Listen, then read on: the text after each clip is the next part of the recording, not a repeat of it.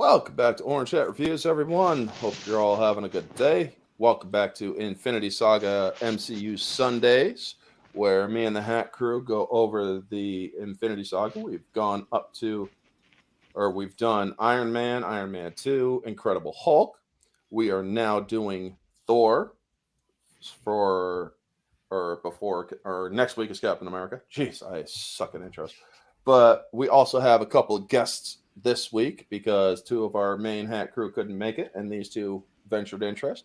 So we got Society Reviews and Rick Aragorn, both from the Barroom podcast that I do on Tuesday nights with Society Reviews. How you guys doing? Yeah, I don't have a hat, and I'm too lazy to look for it, but I'm here, so.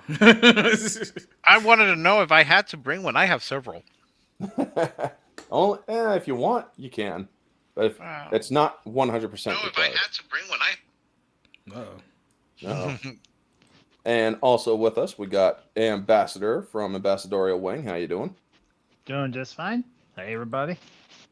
And we're waiting on our last, which is C.S. Johnson. She said she'll be here in a minute, and I'm guessing she's still putting her kids to bed. But hey, that's what mothers do. Oh, wait, a Still, woman we're gonna who's give her- late? Oh, that's a shocker. Hey, We go to bed at like 9, I guess. But hey, we're doing what we're doing, and we'll get on with the thing. I mean, and also, I have had a few trolls in the chat for a few stretches of streams. And to all the trolls, I say this. Shut your fucking mouth! Shut the fuck up, you cunt! Shut it! And look who showed up while the clip was playing. How you doing, Jess? Oh, I thought you were playing that specifically for me. Oh. Oh, no. No. Yeah, it was just a pre-warning, for the rest of it. Well, I am So- a woman, and I'm fashionably late, so Which it is your happens. prerogative. Women are Yeah. always late. Oh, Except I used to do that thing where it's like if I needed to be somewhere at a certain time, I would tell other people I needed to be there 15 minutes early, just so I would get there on time. That works. So next So- time we do this, Orange Hat, that's what we got to do. Alrighty. So, we got people in the chat, so let's say hello to the chat first. We got Neozoic. How are you? We got Vanya Koschik. Hey, Nia. Good to see you. Me. Sith Assassin Trailer. Always a pleasure. And Cold Classic Cage. Good to see you. Oh, hey. So, Thor, the first one, not Love and Blunder, not Dark World, we're not there yet. We're only going to cover 3 of his films, and that's it. So, Wait, we're not doing Love and Thunder? we're not doing Love and Blunder, no. no, We're only he covering has- the Infinity Saga, which we're doing them all in order. So, fun fact, Kevin McKidd was considered to play Thor. You want to know who also had a screen test for playing Thor with the hammer and the blonde hair and everything? Tom Cruise? The guy who played Loki. Oh, Tom Hiddleston. Tom Hiddleston? Or, yep, Hiddleston was Tom? considered. All right. So, Wow. this movie begins kind of like mistimed, or the scene plays back later in the film with Eric Selvig, played by Stellan Skarsgård, Natalie Portman, who plays Jane, and Kat Dennings, who plays Darcy. And all right, now you're back. What the hell's going on with you? Yeah, my cam decided to just die out on me while we were on stream, so I had to reset it. But yeah, I heard the name Kat Dennings and I immediately groaned. I have a long story history with Kat Dennings. About early 2000s, she used to have this website that she used to run where she used to like just talk and like connect with people and post videos and stuff like that. So I knew her for like a long time ago before she became like uber famous. And then of course the same thing that happens to pretty much everyone in Hollywood is that once you're into the club, you just become an insufferable douche. And now we have the current Kat Dennings, what we all know and love, and I put love in quotation marks. Yeah. I honestly I don't know who she think is, apart from She this. has her she has her funny moments, but I do hear that she is a bit of an egomaniac. But we're only going by her character Darcy, so I thought This we were mil- just like burying everyone because I got a rant for Natalie Portman too ready. It's like I'm ready for Oh, unload the whole clip tonight. Well, these are more positive list streams. How about that? Because we do try to. We're just going over the movies as we enjoyed the original Infinity Saga. So yeah. we get Oh. them. They're chasing storms, or they're chasing a storm because they're looking up for atmospheric disturbances, and they end up coming across the Bifrost, and they smack Thor with the truck because Kat Dennings doesn't want to die for 6 college credits. Which Who would blame her? Yeah, I don't blame her. I mean, exactly. It's like I'm not dying for 6 college credits. So freaking Natalie Portman grabs the wheel, and they end up smacking into Thor, and they abridge it, and then we get Tonsberg, Norway, which I believe the year was 965 AD. No, 965 AD. Okay. And the 9-7. beautiful narration by Anthony Hopkins as Odin.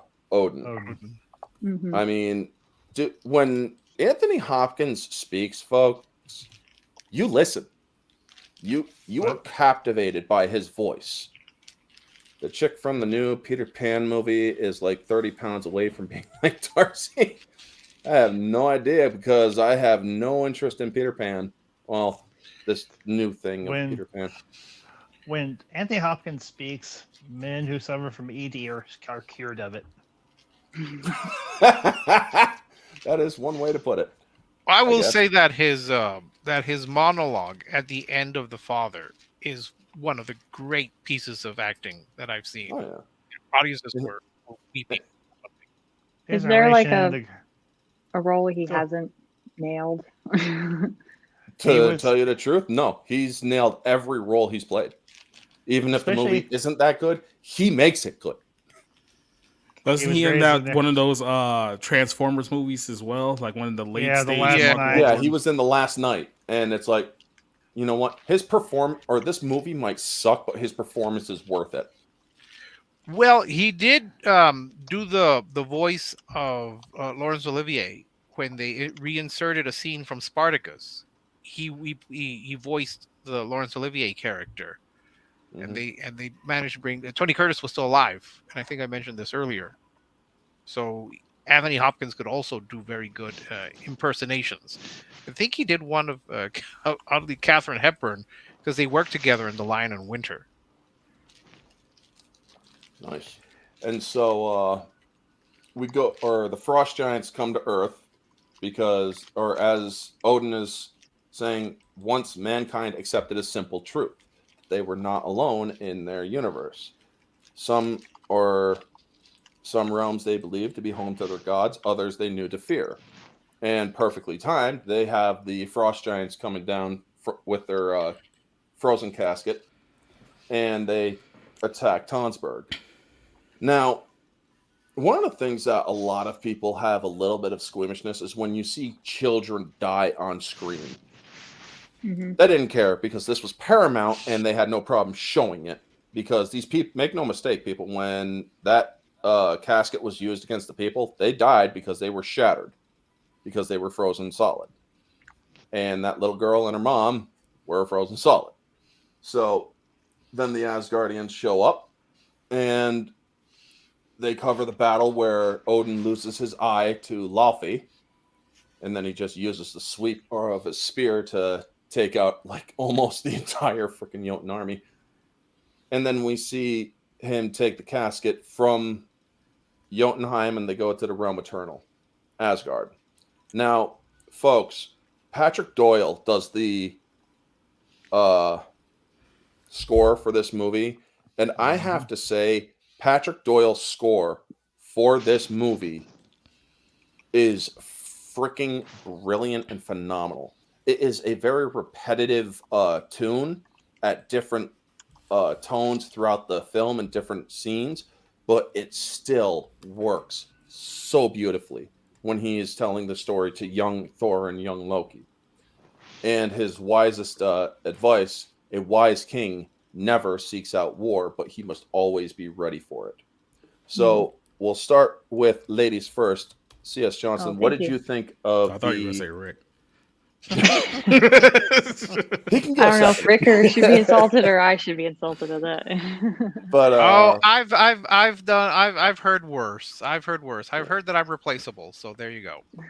so Oh, Yeah. what did guess y'all that's true. or CS? What did you think of the battle on Midgard between the Jotuns and Asgardians, as well as the scene introduction to Asgard, as well as the musical score?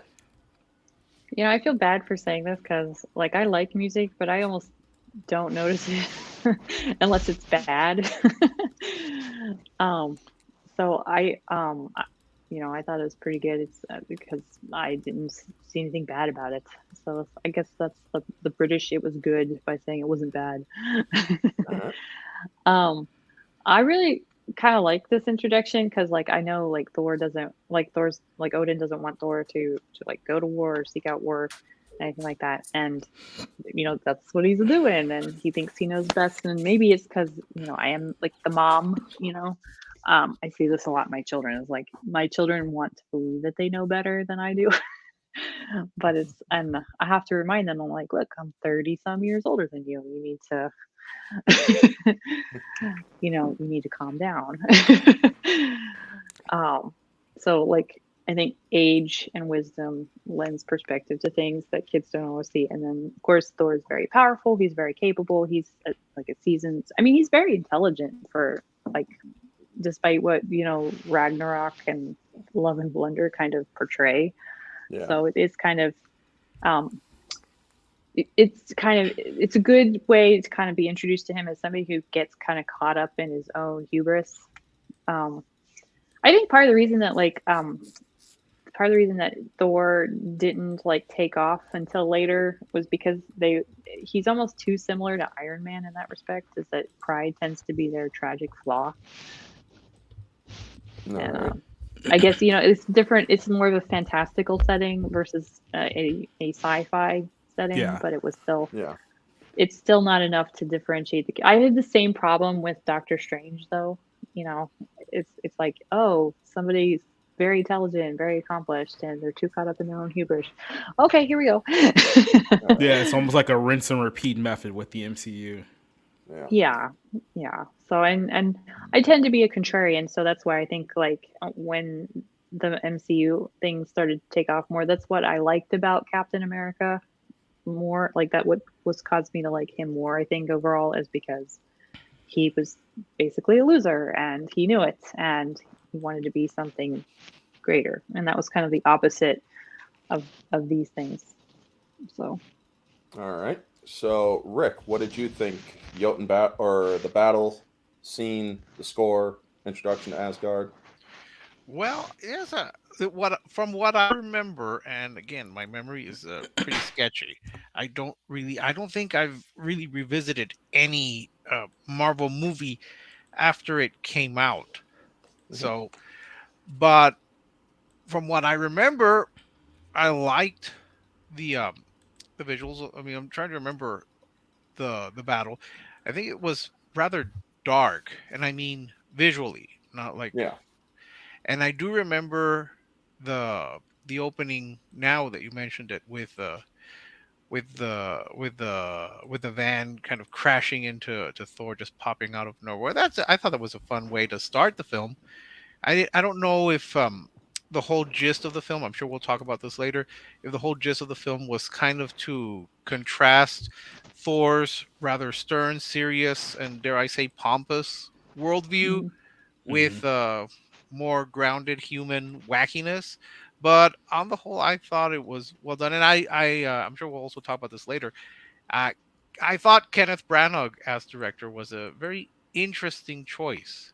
And looking this up, Patrick Doyle has worked with Kenneth Branagh on several projects, so they know how to work well with each other. And I think Doyle would know that scoring something like this would be you have to fit it into the style. You're not going to try to score this the same way as maybe a Sense and Sensibility that he also did, or a Death on the Nile, which he also did. Mhm. All right. So that's my very limited memories of this. No, I All will right. say like I really like Kenneth Branagh as a director.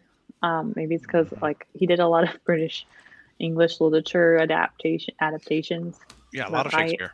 Yeah, a lot of Shakespeare. Yeah. Very Shakespearean as an actor as well. Yeah. Yes. And And I think he's the only one to have filmed the entire version of Hamlet. All like what, 3 I hours own of it? that. I own that on DVD to this version. Absolute masterpiece of a film, and yes, Kenneth Branagh, damn Mhm. good actor, damn good director. Yeah. All right. And society reviews, your thoughts? Well, here's the thing. Like, one thing that I noticed, like, what this film had to do, especially with the time that it came out, because I believe this came out right after the second Iron Man movie. So this is the time that they have some kind of steam going to build up for what was going to be the first Avengers movie. But this was kind of like their introduction to this new character that, at the time, only really hardcore Marvel fans were introduced with. So they have to like build it up to like the mainstream. So I felt like the tone of this film, given that it was like I said, a lot of like mythology attached to it. The start was pretty good. I would say the first act of this movie is probably the best act of the entire film. And like I said, I don't have very high regards for the movie, but everything in the establishing portions of this film was pretty solid. I do like the way that they kind of early on established, the conflict both morally and kind of like with pride issues between the Thor character, especially with like the Loki character, because not only was this movie as much to establish the character of Thor, it was up to establish the character of Loki as well, because he would go on to be the villain in the Avengers movie. So you kind of have to establish his motivations and his character. And for a lack of well, I guess we can get into that a little bit later on. But as far as like the general like look and like score and everything of the film goes, at least in this portion, I thought it was pretty well done. So I thought they got off to a hot start. I just felt like they kind of trailed off as time went on. Yeah. Yeah, I you're would muted say there. a similar problem with Wonder Woman too. Yeah. Like I know that's a little bit newer. Yeah. But the fish out of water sequence for the second act was like a little flat. I thought with Wonder Woman, the problem was the third act, and that was when they they made the reveal of who Ares actually was, and I was like, oh, that's kind of disappointing. And then it just became like a big giant CGI battle fest, which totally contrasted with like the first 2 acts of the movie. So Oh yeah, well Wonder Right. Woman had a terrible third act too. So but I Yeah. mean like it's this movie and Wonder Woman I think are very comparable in that sort of turnout. Especially since there is such a like a mythological undergirding for it. Mhm. yeah, Ambassador, what did you think of the first sequence? To be a bit tongue in cheek for just a minute, the Jotuns were the first ones to let it go before Elsa ever did, with their little ice casket there in Tonenberg. The music, the score, honestly for me isn't anything super memorable. I mean, it's not a terrible score, but it seems just a tad repetitive. The thing for me with Thor is this is the first movie in the MCU that really establishes the cosmic element of the Marvel universe, and in particular for the MCU. yeah, Because at this point we had just gotten the Earth level heroes, we hadn't gotten anything cosmic level, and honestly, I thought this was a really good introduction to that. I mean, obviously we got other films later on down the road. We got Thor: The Dark World, whether you love it or hate, or whether you think it's okay, or whether you think it's a piece of dreck. But the next real big introduction to the cosmic would be, of course, Guardians of the Galaxy Volume 1. Um, as far as the opening goes, Anthony Hopkins' narration, the man could narrate reading the phone book. I mean, he's probably one of the second best narrators next to Morgan Freeman. And just a minor note for those who may not know this, actually, Anthony Hopkins was the narrator for the live action How the Grinch Stole Christmas. So he's Right. had, Yeah. but honestly, his advice, his early advice to young Loki and young Thor, it's very telling. It kind of sets the entire story arc in motion. A good king, a good ruler, does not seek war, but is always prepared for it. It goes back to the old phrase: "Never start a fight, but you always darn well finish it." Yeah. So then we get to the coronation, and Thor is full of ego. You actually see his child version is very battle eager, and while younger Loki is also or is more reserved. However, they still are children. However, you do see that this child is indeed he knows he's going to be king. He's the firstborn. He's very arrogant even as a kid. And then we get to the coronation and we see his mother played beautifully by Renee. What's her name? I forget. God damn it. Russo? Renee Russo. Thank you. Yeah, Renee Russo. Russo. Thank you.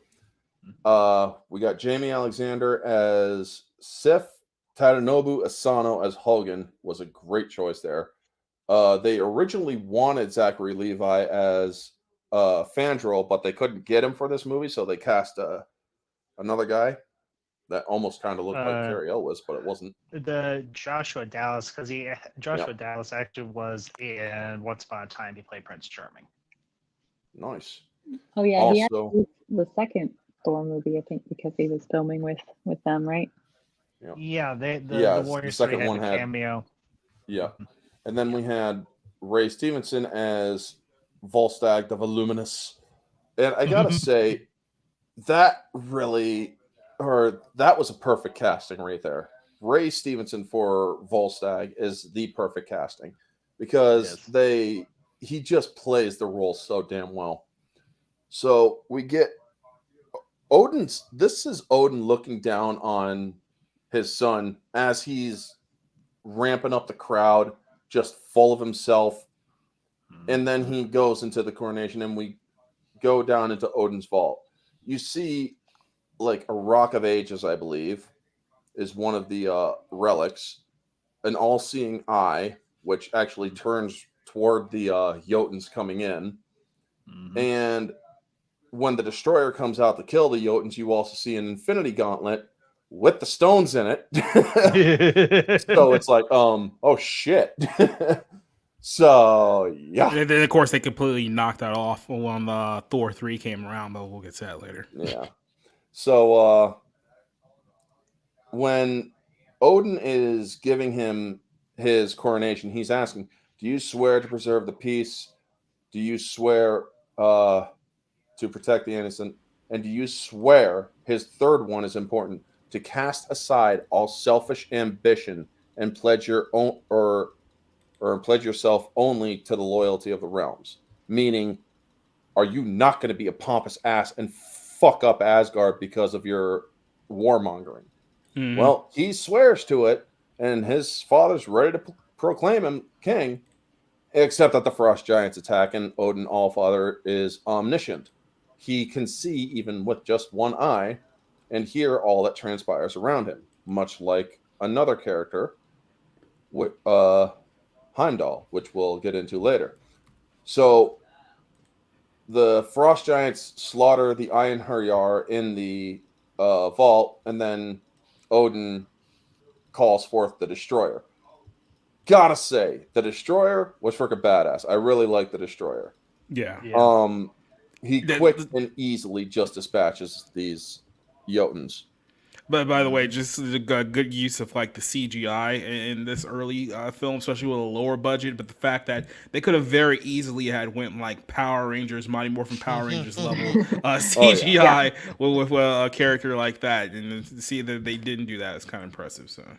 Yes, I think it was still kind of back in like the earlier, like the early to mid CGI phase where it wasn't like overly used either. They did a lot of, like, I think you can even tell by looking at the movie posters that there's so much more artistic enhancement. A lot of their budget went not towards CGI, but for set dressing. When they made Asgard, they fucking made Asgard. Yep. Yeah, if you watch the making of in terms of the set design, costume design, and so on, the people that worked on that, they really dug into Norse mythology. They got into all the different runs of Thor from Marvel Comics. They did their homework, and they really adapted so many different elements from so many different aesthetics.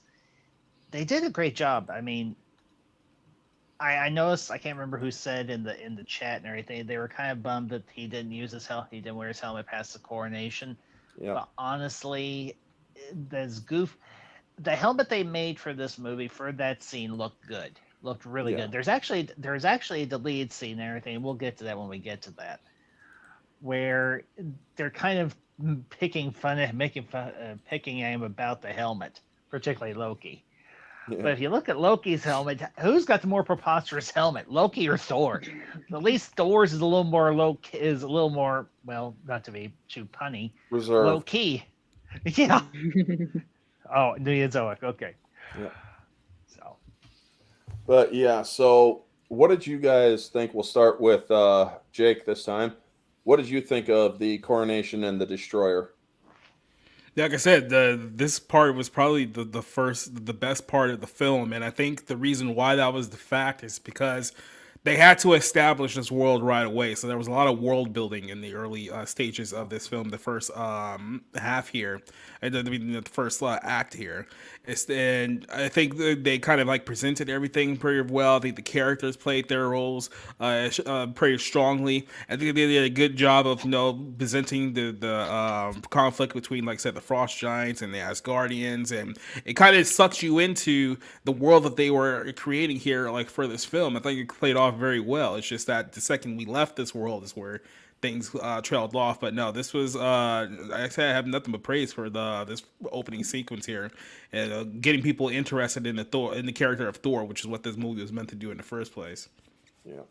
All right. Rick, do you remember the coronation and the destroyer? No. Sorry, I remember bits and pieces again. When did this movie come out again? 2011. 2011.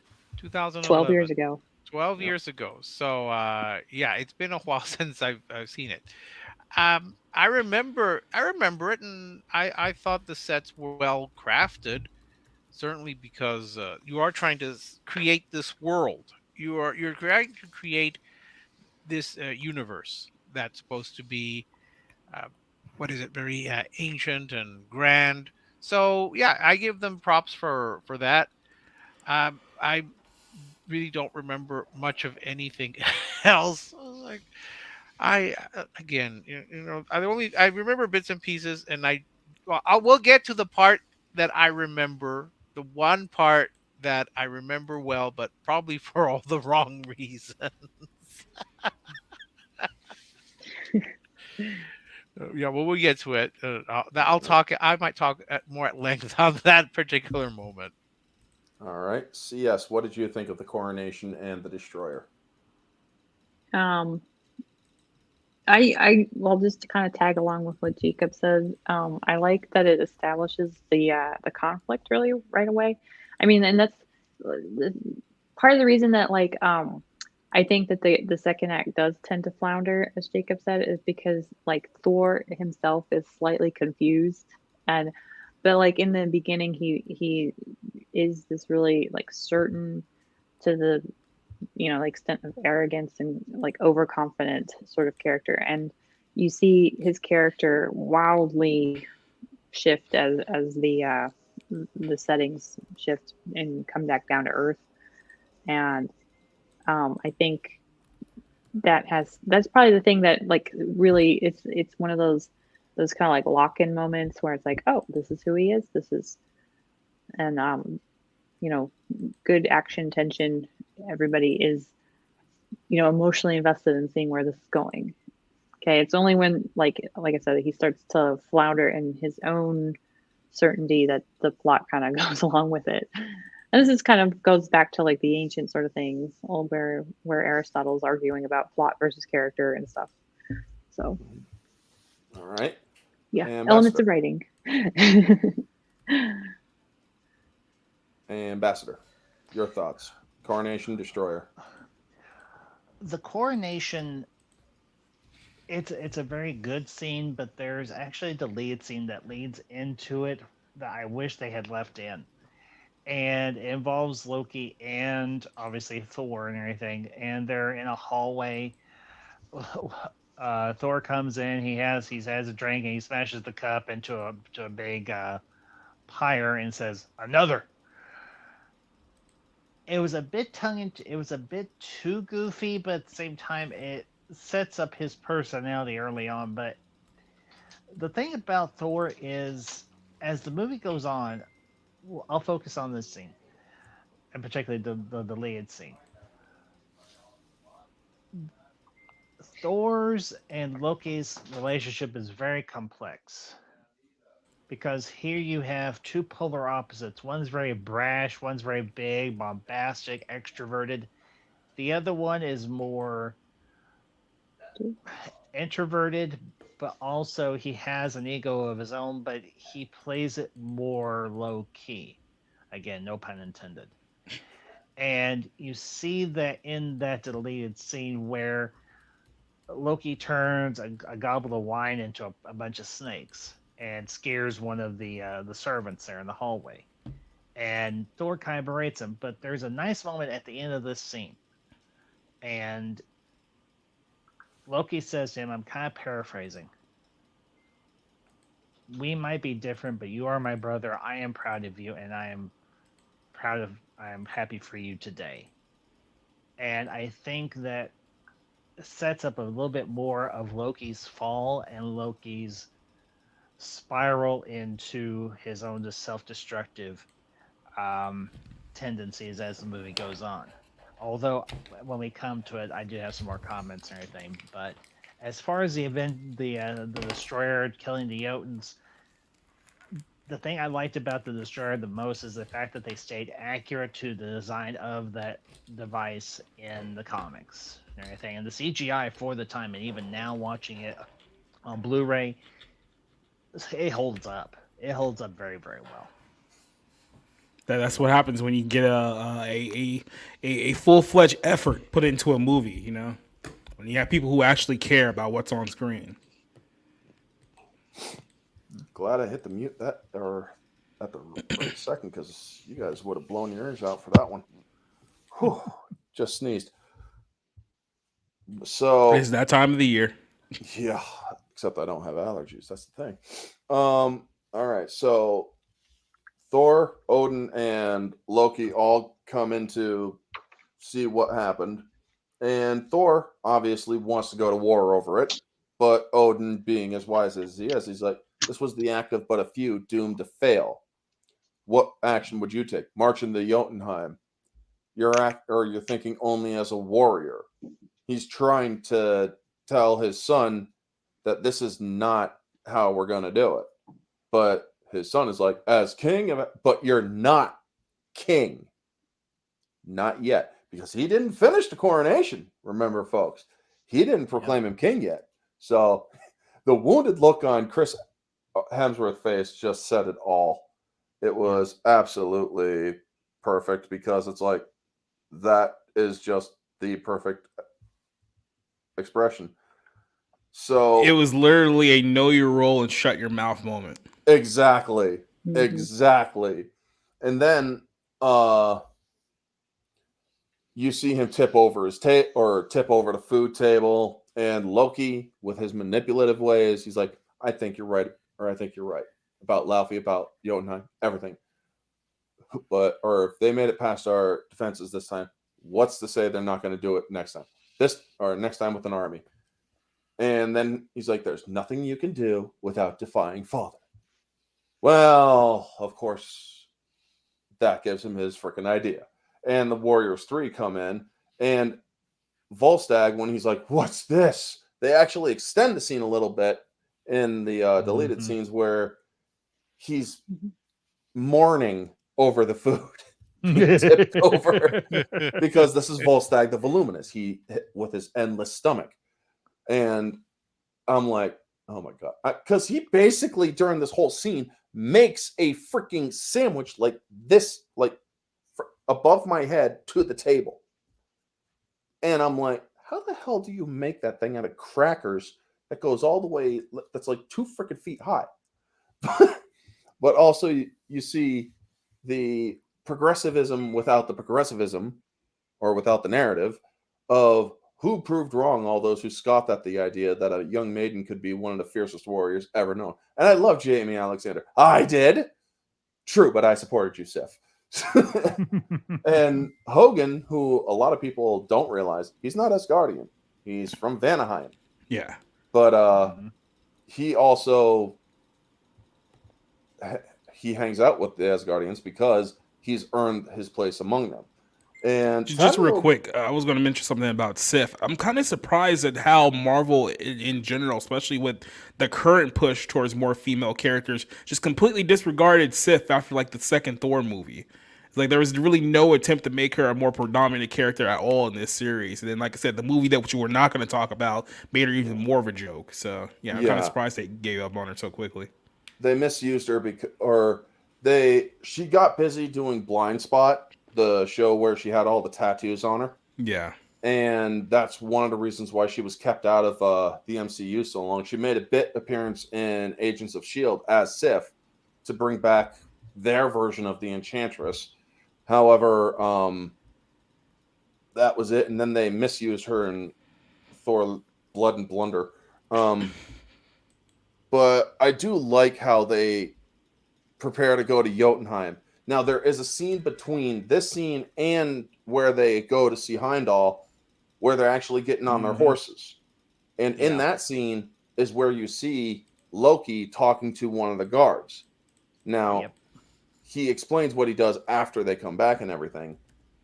But it really is a nice scene where they go up to Heimdall. And I love what he says. Leave it to me. Good, Heimdall. You're not dressed warmly enough. I'm sorry.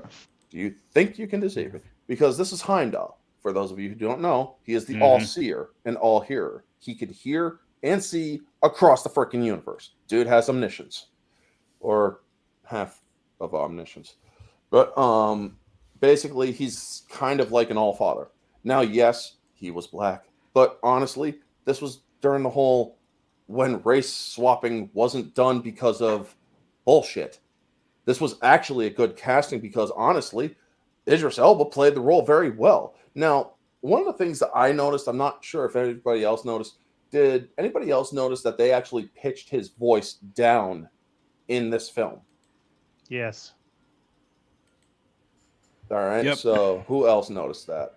Because it's like, or when they say it's like, you're not dressed warmly enough. They actually want, you're not dressed warmly enough. Kind of like a small pitch down on his voice. Obviously, I cannot mimic his voice because it's Idris Elba. He's Black Superman. But Don't give him ideas. Give him ideas. Guy beat up on lions. I mean, come on. Exactly.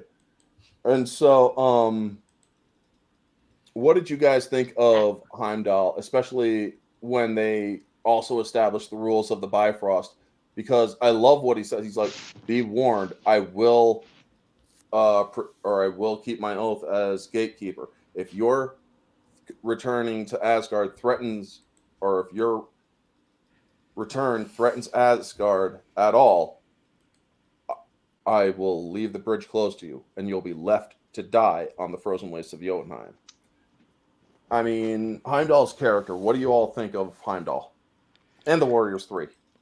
Like I said, I think they used Heimdall specifically knowing that he was going to play a bigger part in later movies, so they kind of like established his usefulness, kind of not just to the Thor universe, but to future battles will be foretold in later sagas in the MCU. So I think his character came off very well. The other characters, like I said, I feel like after this movie, they really didn't utilize them quite as well as they probably should have. And I mentioned Jamie Alexander just being one of them.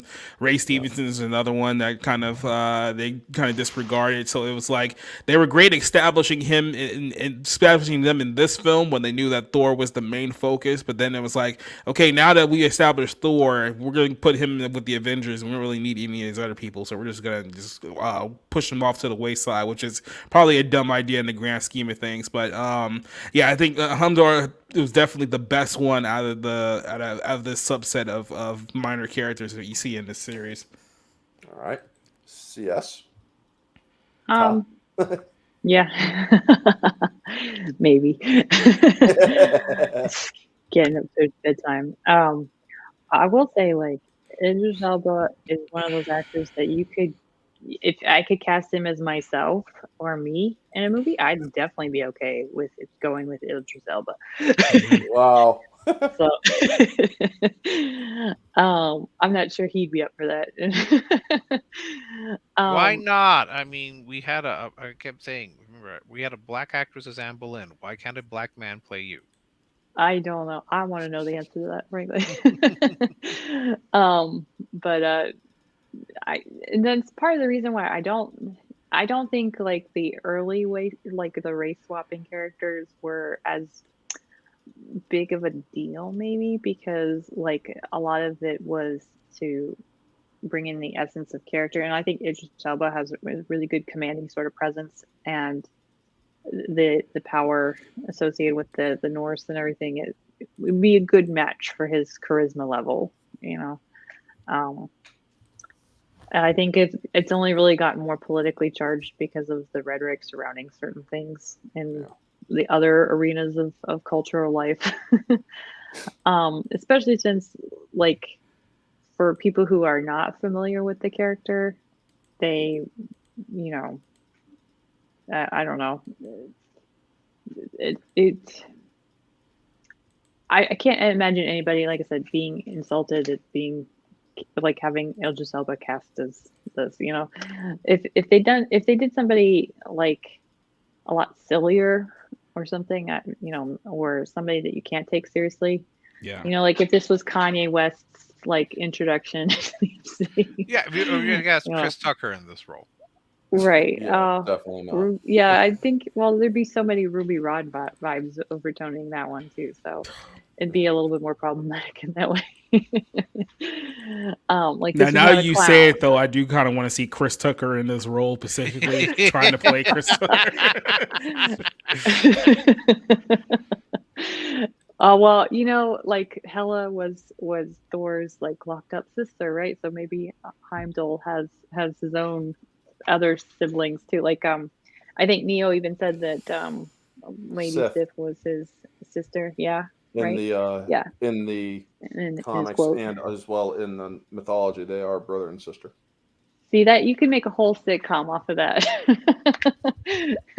Yeah, it's like our mother, no, our father. We have the same father. No, we have the same.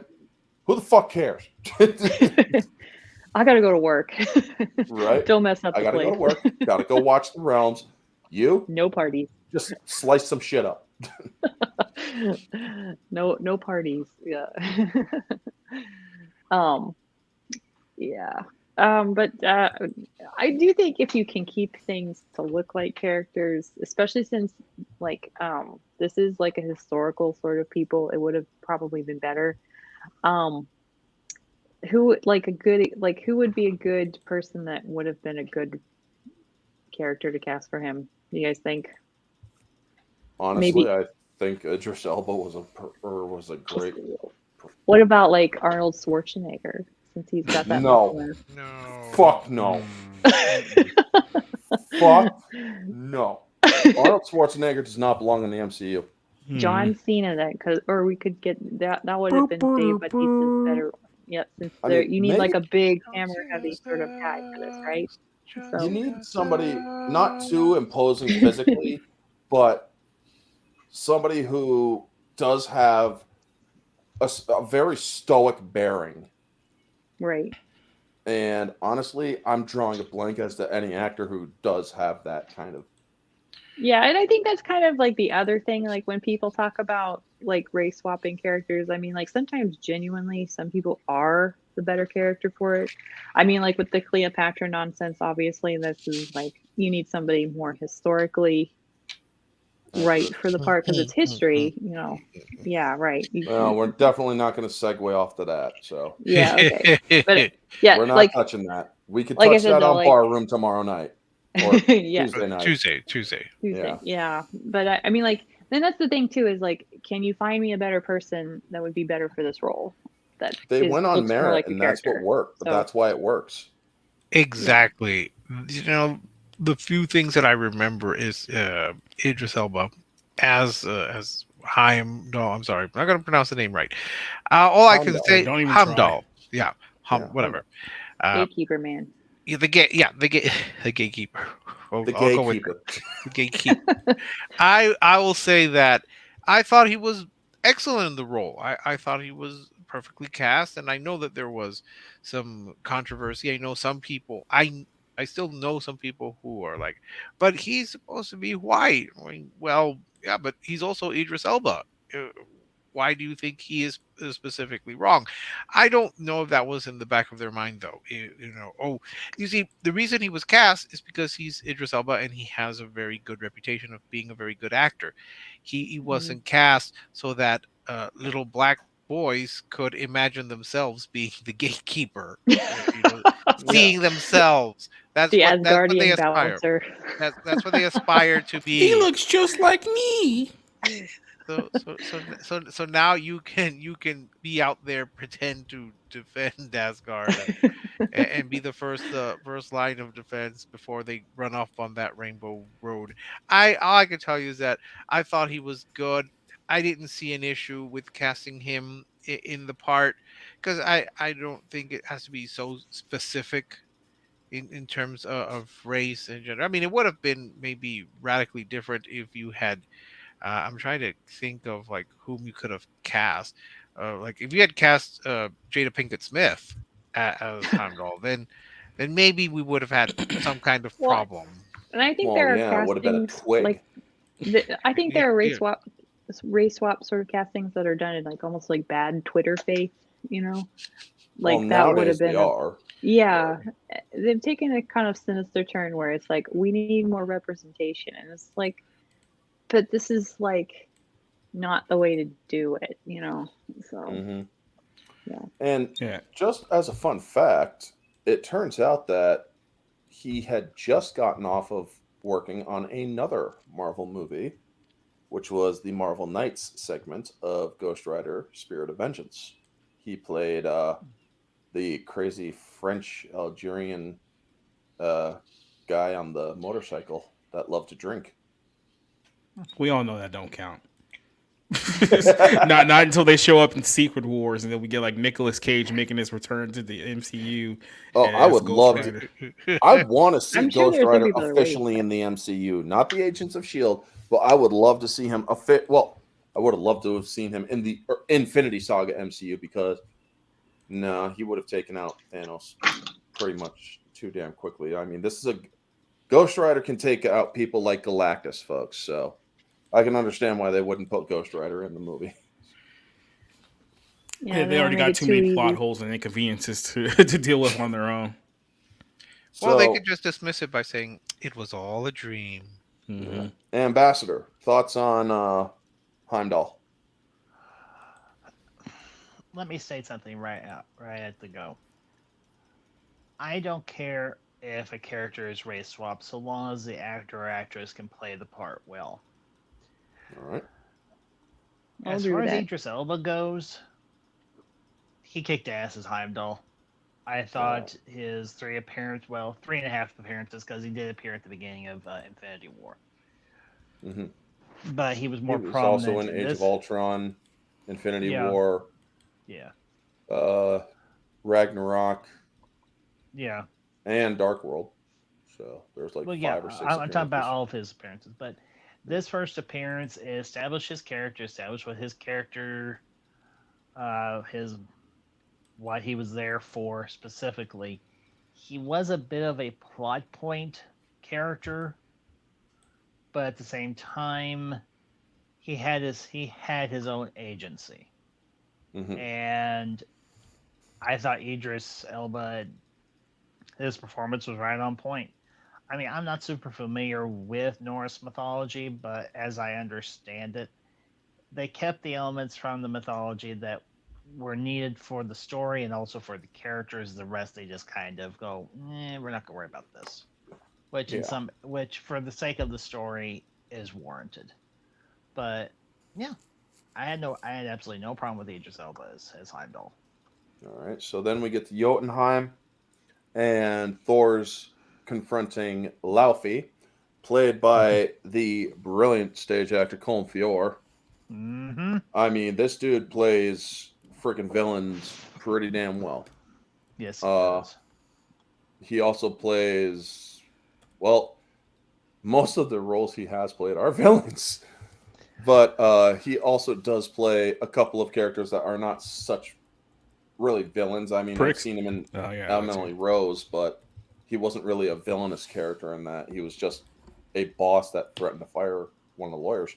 But yeah, him as Laufey, where he's basically just a tired old king that just is like, you came into my home, you better get ready to die. Well, they ask him how'd you people get in? The House of Odin is full of traitors. Well, that's definitely going to get hot-headed Thor going. And well, this pisses off Laufey, and it's like, your father is a murderer and a thief. Well, that is how the frost giant see Odin, murdered his people and took their casket. So they couldn't go anywhere they chose. Now, we then get to the frost giants turning up around them, and Loki is trying to talk his brother down, but the fucking frost giant in front of Thor is like, run back home, little princess. Damn. And fucking a war kicks off. So we then get the first major use of Mjolnir, which is summoning thunder or bringing down the thunder, essentially. And we also get the ice dog. So before we get to Odin coming down, we'll cover the battle and the ice dog and the fight, where also Loki's magic is shown. Also, Loki has a small little reveal to him and whatnot. So what did you all think of Loki being part frost giant or how that reveal is and whatnot? We'll start with Rick. Sorry. As someone who does not know anything about the Thor mythos in terms of a comic book, I don't know if that's supposed to be a shocking twist or if people already knew that he was part frost. So it didn't particularly surprise me when I was watching it, because I figured there had to be some kind of twist with this character, that he was not going to be all that he appeared to be. And I guess I figured, okay, well, this is the way they're going to go. They're going to try to have some sort of conflict between what he grew up as and what he really is. How's he going to resolve it? And I guess he resolves it by constantly being evil. So I wasn't shocked. I wasn't like, oh my gosh, this is something I never expected. I expected something. I just wasn't sure what was.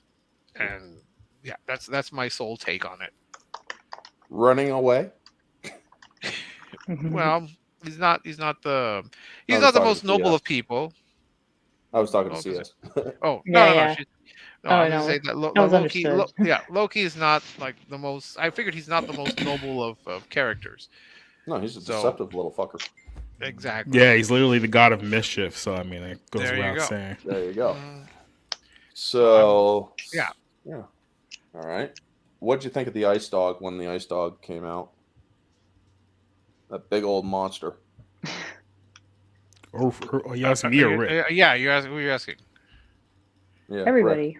Anybody? Okay, here's my. I have no memory of that. All right. What about the ice kangaroo, Rick? Okay. Tell us what you thought about that. I What love about the ice kimono dragon? I love the ice platypus. That was my favorite. All righty. So, CS, what did you think of the Jotunheim sequence before Odin comes down? Oh, Because Odin, or that sequence, will be tapped into or talked about next. okay. I mean, it's like a battle, so it's like, for me, like, it's time for the action scene. Let's go. Yeah. This is like essentially like Thor's like kind of like almost like the call to adventure. Of course, it's like the call to misadventure on some level, since he's disobeying his family, and he's kind of walking into Loki's trap and setup. So it's like, okay, all right, here we go. Let's go. Woo. Yep, that's All right. my level of excitement for this. So, Jacob? It was okay. Um, Wow. I mean, I understand like why they did it because, like I said, like I was saying earlier, they have to kind of establish, the villainous arc of Loki later on as well for what we're going to experience in later films. So the fact that he has this thing where they can kind of justify like his anger, like his rage, that all his life he thought that he was his one thing, and it turns out that he was lied to his whole life. So now all of a sudden he has an identity crisis, and that's only adding on to his fuel of jealousy that he already feels about the fact that he's not being chosen as the king, and now he finds out he's lost, his birthright. And so, yeah, it was the emotions, or I guess the motivations, I should say, all make sense in the course of the story here. So, Yeah. All right, Ambassador. Personally, it was a very entertaining action scene. I mean, we know that Thor is a hothead, so it's going to take very little to get him riled up. And for some smart aleck frost giant or anything to call him a princess, I would have taken Mjolnir and shoved it up his ass and shot a bolt of lightning through him. this is It's broker though. so epic to watch. Think about it. Take Yeah. Mjolnir, shove it up a frost giant's ass, perform a Asgardian proctology exam, and then to disintegrate with the bolt of lightning and be like, okay, who's next? Well, Now, that's as far exactly as- what he says when he smacks that dude. Next. Now, as far as the Jotun pooch, the Jotun demon dog, that thing was wicked looking. When Laufey summons it from its frozen hibernation, you're like, oh crap, this is a lot bigger than a frost giant, although frost giants are pretty big on their own. Yeah. But them having to escape and Thor pretty much one-shotting that thing, you're like, okay, that was sort of anticlimactic, but at the same time, when you've got a very OP character like Thor, it makes sense at the same time. Yeah, I Not mean, to mention, it was a it's not the to early mention- part of the movie, and they're not going to give you like the epic battle in like the first 30 minutes. Yeah. well, not to mention the shot of Thor going through the Jotun pooch, and you see the hole he leaves in that thing's head. You're like, damn. They did set it up a lot in the trailer for Thor, though, the Jotun pooch, Oh as that might be a big thing, and it's like, he frickin' dispatches that damn thing in a heartbeat. Fuck. Mhm. But I did, or one of the things I actually liked about it is this is Thor when they saying, we gotta go, it's time to go, time to run. He's like, then go. But you also see that he is smashing these guys with a freaking gleeful smile on his face, which tells you this is a war that he wanted, that he's fully into it. And Laufey, okay, ready? Sorry, it seems my damn audio. Am I back? Yeah, we heard you. Yeah. Okay. Yeah, we You're hear good. And it says he tells him, you know not what your actions will unleash. I do. And he looks regretful about it. Laufey does. So then after he takes down Jotun Pooch, he's smiling about it, but then he sees what he has just wrought upon himself and the others. The entire freaking Jotun army is out and about with Laufey at his front. And they are they're starting their charge when Odin comes in on Sleipnir, the 8-legged horse, which also happens to be a child of Loki. We are not going to get into the details of how that happened, so no. I know how it happened Oh, I'm because sure. I did the research. Yeah. And So Odin comes down and, hey, Thor's like, hey, father, we'll finish them together. Shut up. Silence. And we get the talk of the kings. What Your the boy hell? sought this out. You're right. These are the actions of a boy. Treat them as such. We can end this here and now before there's further bloodshed. And he tells him, we're beyond diplomacy right now. He'll get what he came for, war and death. I mean, if I was Laufey, I'd tell him the same thing. This dude just slaughtered dozens of my dozens of my people. He's not getting away with that. So they send him back, or they escape because Odin's not willing to fight there right now. And we get to the this scene was beautifully written and it was perfectly acted, in my opinion. Oh yeah. Where Thor has had enough of his father's pacifism. He thinks that his father has grown weak because he'd rather give speeches. He'd rather be benevolent and whatnot. The Jotuns must learn to fear me just as they feared you. And his father has enough of his shit. Tempers flare, and you get you are a vain, greedy, cruel boy, and you are an old man and a fool. Now, How dare you? Anthony Hopkins' defeated look, Yeah. is just absolute perfect. He's like, you're right. I was a fool to think you were ready. And then his voice breaks when he is talking about exiling his son. You have betrayed the express command of your king. You can hear right then. This is a man who is not wanting to do what he is about to do, but he will do it. Yep. And we then see him cast out his son. You are unworthy of these realms. You are unworthy of your title. You are unworthy of the loved ones you have betrayed. And then he casts his son out through the Bifrost. And we also learn that Gungnir, the spear, can also be used to activate the Bifrost, which does happen later on. We also then see Odin put the decree on Mjolnir. Whosoever holds this hammer, if he be worthy, shall shall possess the power of Thor, and then tosses it in. And so that scene, especially where Loki tries to speak up, and you also see Odin go, "Arr!" It's like, oh, damn, dude, shut the fuck. Or Loki, this is a part where you shut up. Yep. So, what did we all think of Odin's attempted diplomacy with Laufey and then the exile of Thor? We'll start with Jake this time. Well, like I said, it's basically the sin of pride, right? It's thinking that, no, I know better than my father, so I'm going to overrule my father's wishes and my father's command, because in my mind, he's gone weak because he's not doing exactly what I would do. Then it's basically dad having to come in, put his son in check, and put him in essentially timeout, which is basically like what he did here.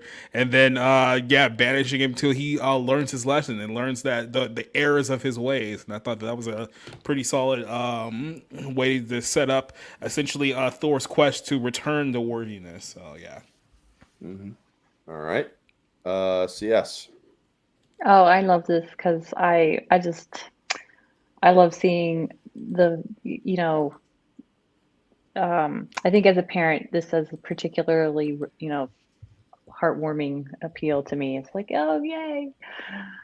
Yes, our wayward children have to learn things the hard way.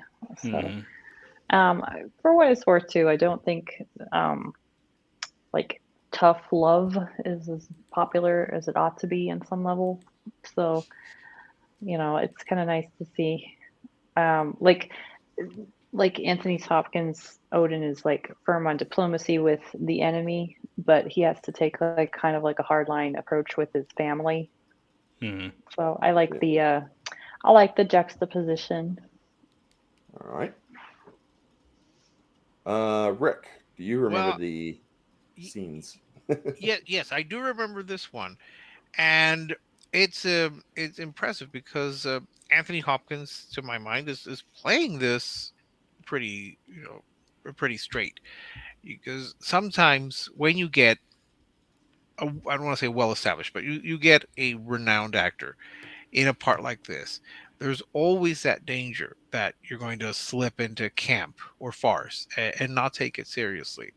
But the brilliance of a good actor is that he or she will take the part, even if it's really kind of not beneath him. I don't want to say this part is beneath him, but you take a part that might not be what people think of you as, and you play it as you would anything else. So Hopkins plays this as this great dramatic moment where he has to not quite disavow his son. Well, I don't want to say disavow, but he has to realize that Thor is not ready to be the leader that they need.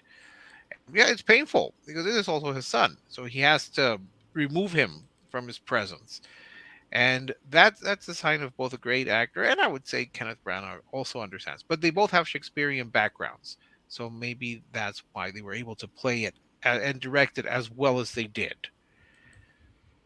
Oh yeah, that is true. Anthony Hopkins and Kenneth Branagh. Yep. All right.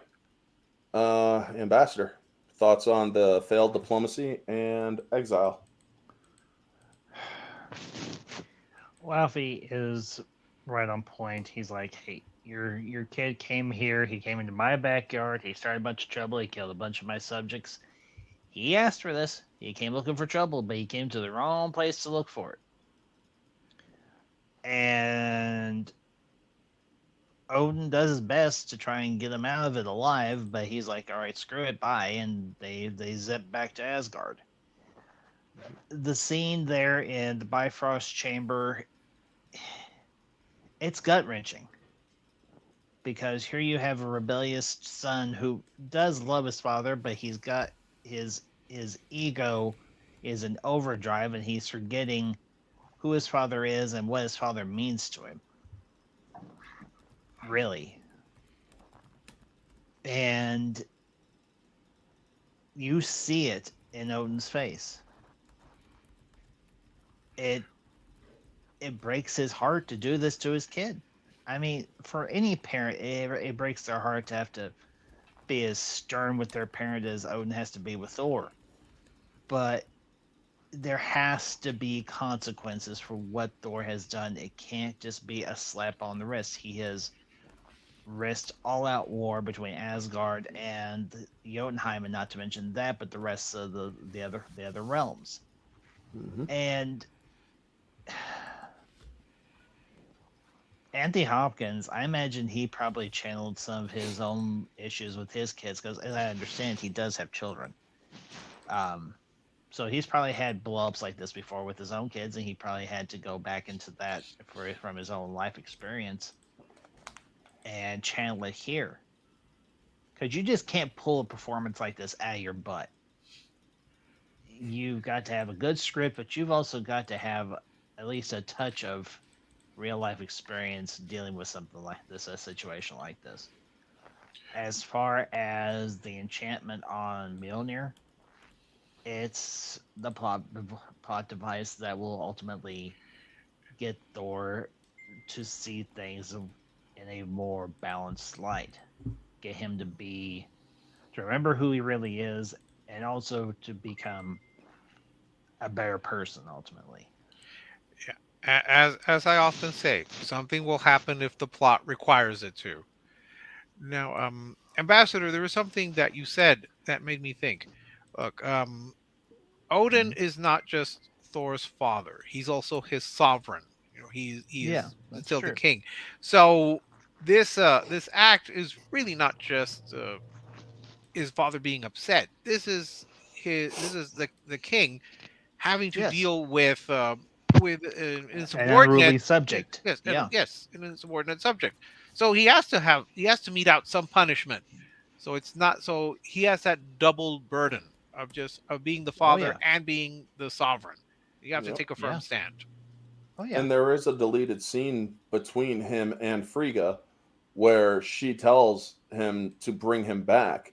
And he tells him, do you know what he did? He put us on the brink of war.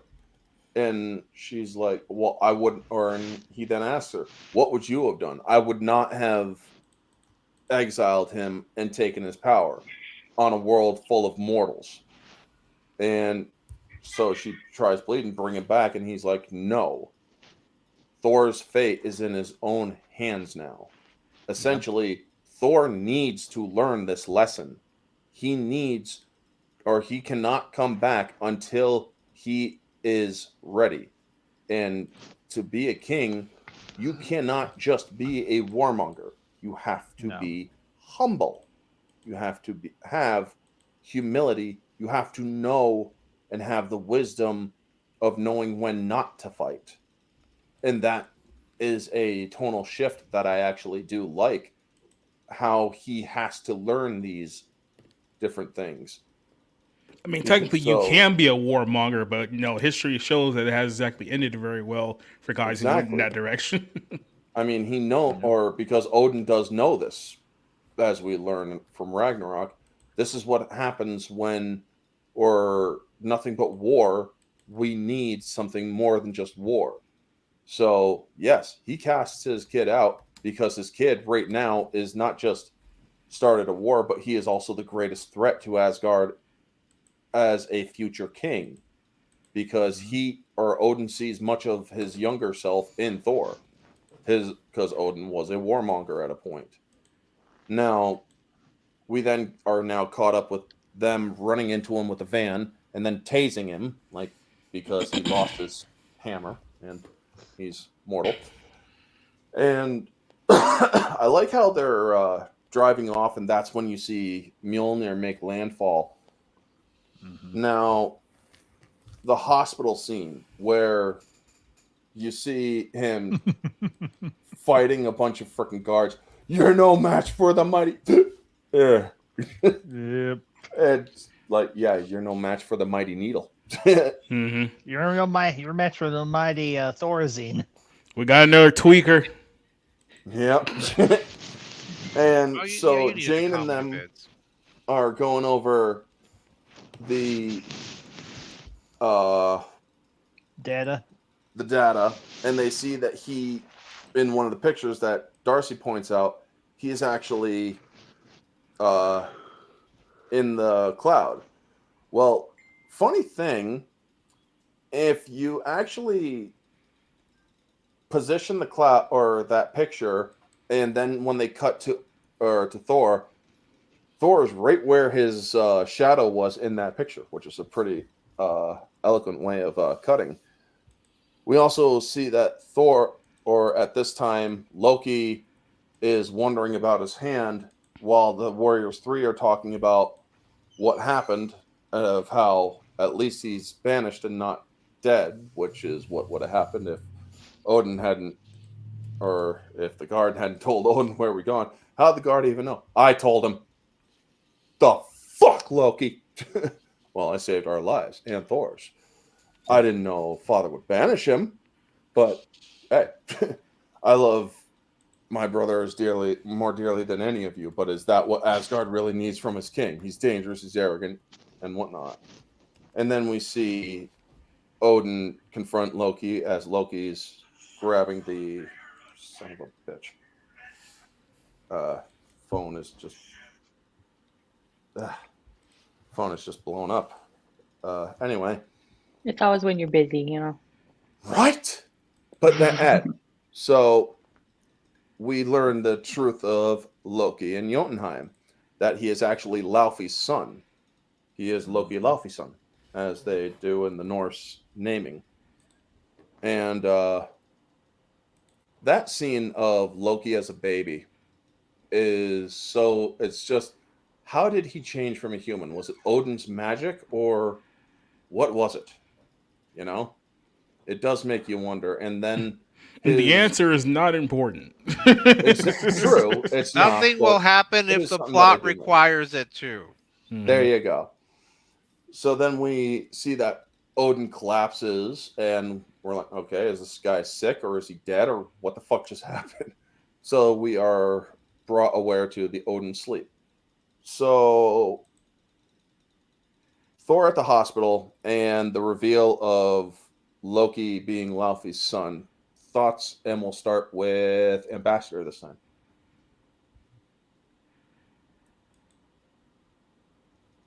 Yeah, I'm here.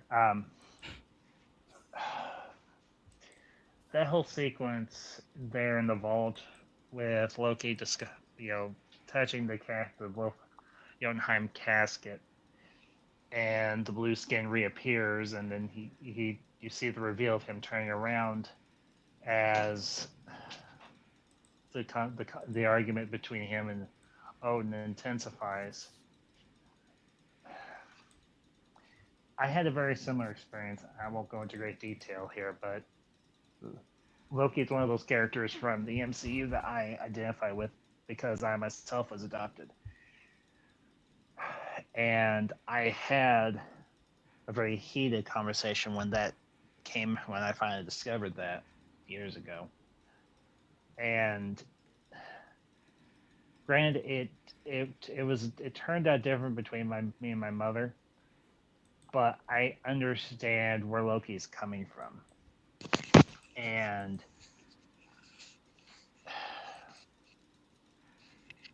this is hard for Odin because what he did was an act of compassion. It wasn't anything manipulative. It wasn't anything disingenuous. It wasn't even cruel. He saw this small Jotun baby abandoned on the in a ruin there on Jotunheim, and he's like, I can't leave this child behind. I'm going to take it and raise it as my own.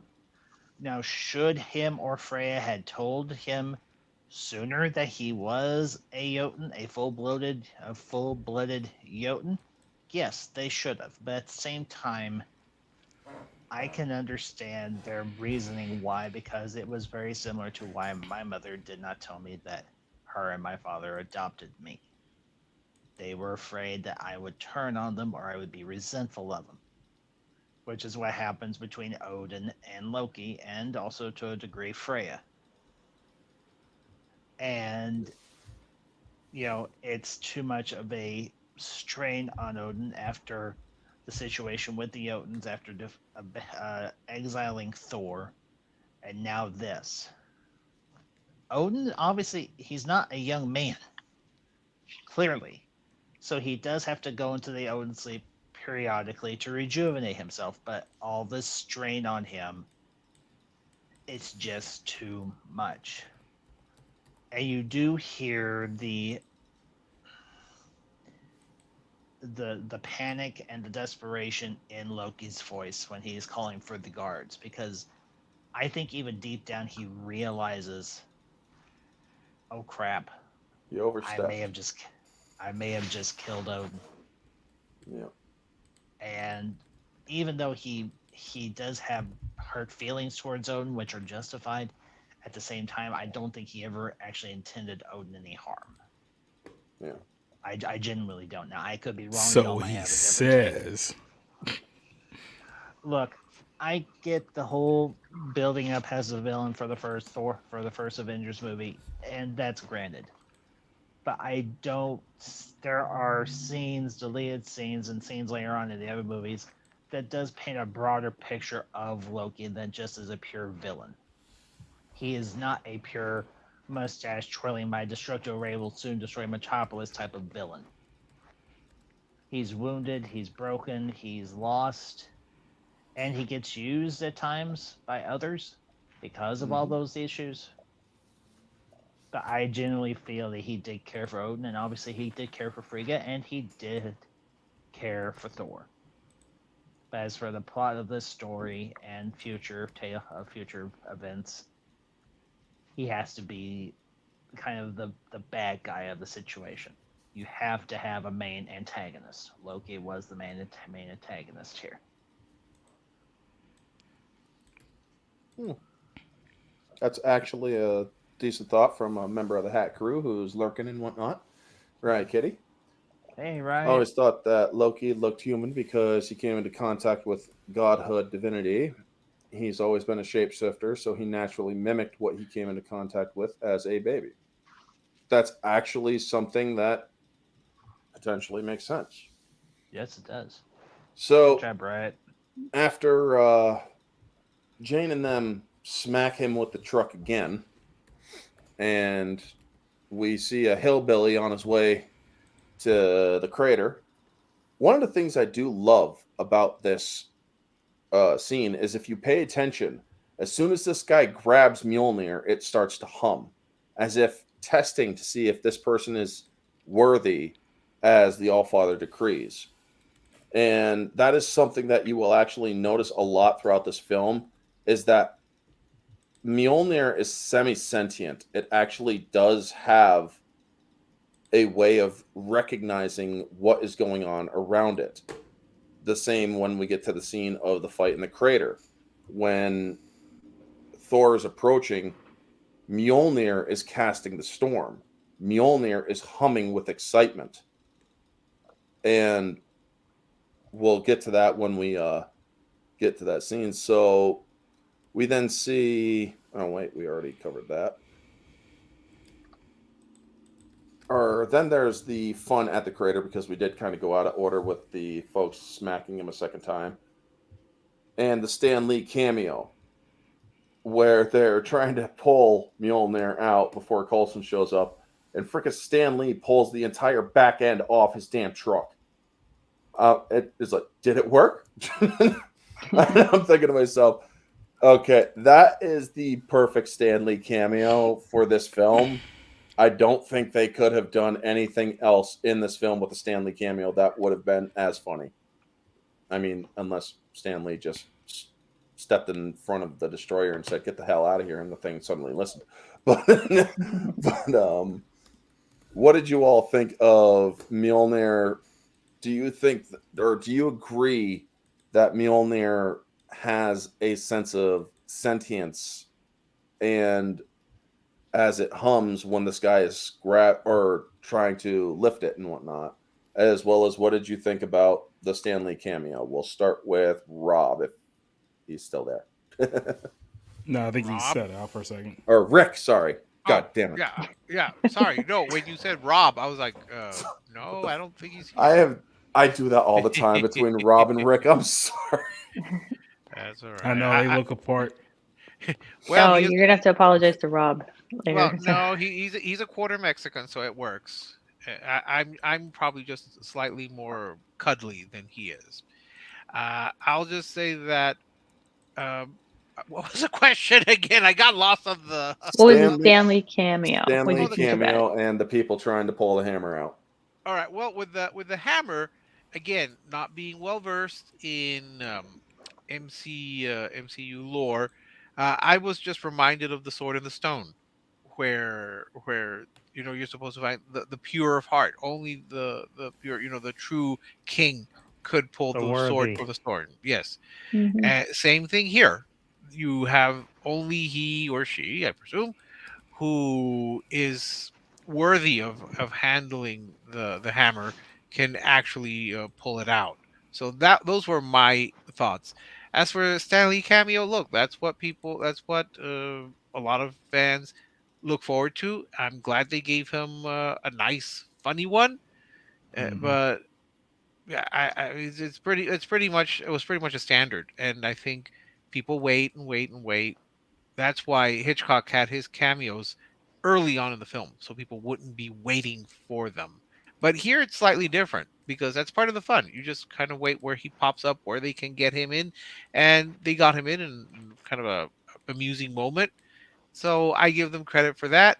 But yeah, with the hammer, that's all I could think of when I would see if anyone tried to. It's supposed to be I don't want to say it's a strict version of the Sword in the Stone Excalibur, but it's reminiscent of it. Though to be fair, as a Mexican, and I don't know how many people remember this, Oh boy, here we go. I was reminded of Chapulín Colorado and his little hammer that he had as one of his weapons, Chipote Chillon. I know that's what my mom kept calling the hammer every time she saw it. It's like, oh, Chipote Chillon. You guys look it up. It's actually quite funny. But yeah, those were my thoughts on the hammer and Stanley's cameo. They're always fun. They were always fun to look forward to see where he would pop up and to see how he would pop up. Yeah, Stanley's kind of like the Where's Waldo of the MCU. So. Yeah. Yeah. CS. Oh, Your okay. Stanley is just a bit, like I said before, I think, he's always a very beloved figure. It's always nice to see that kind of love that he has for his creations and what they've spawned. I know, I think, wasn't it like the Amazing Spider-Man 2 that he didn't cameo in or something like that? And I think by then it's like, you can almost tell that there's, there's some degree of love that's lost. So when the creator dies, there's only a certain amount of time that you have before, like the people. Oops, yep, sorry, kid stuff. You only have a certain amount of time before the Yeah, we're just gonna pretend like we didn't before hear that. Yeah. Well, yeah. Believe me, my brain just did a jump. It's like, what the fuck do I need to evacuate? Mm-hmm. No, so my kids are watching some movies while I do this. So rather than go to bed like they're supposed to, they're watching Spy Kids. So. Well, if you need me to yell at your kids at you, I can do that for you. Be someone to tell them very loudly to go to bed. No, that's okay. I'll do it in a bit. But yeah, I do like the connection to the the Arthurian legend too, especially since it does. We did get the interrupted coronation and the like the all the wisdom about what it means to be a good leader and to value, like the wisdom to wait and to wait and see and to be ready for war but be eager for peace. Yeah. So that's pretty much all of my thoughts on it.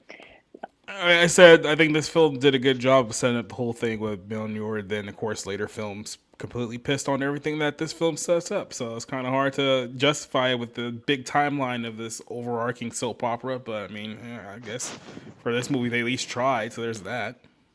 I mean, I can kind of handle some little inconsistencies if they're not a big deal. I write books. Most of you guys know I write books. And there's usually one typo that gets through, and as long as it's not a bad typo, I can live with it, So I do agree that like I said with like Stan Lee passing away, there's only so much love that you have for your creation that will be passed on to other people, and it kind of weakens over time. I see that a lot with like current day Disney stuff in general. So. All right.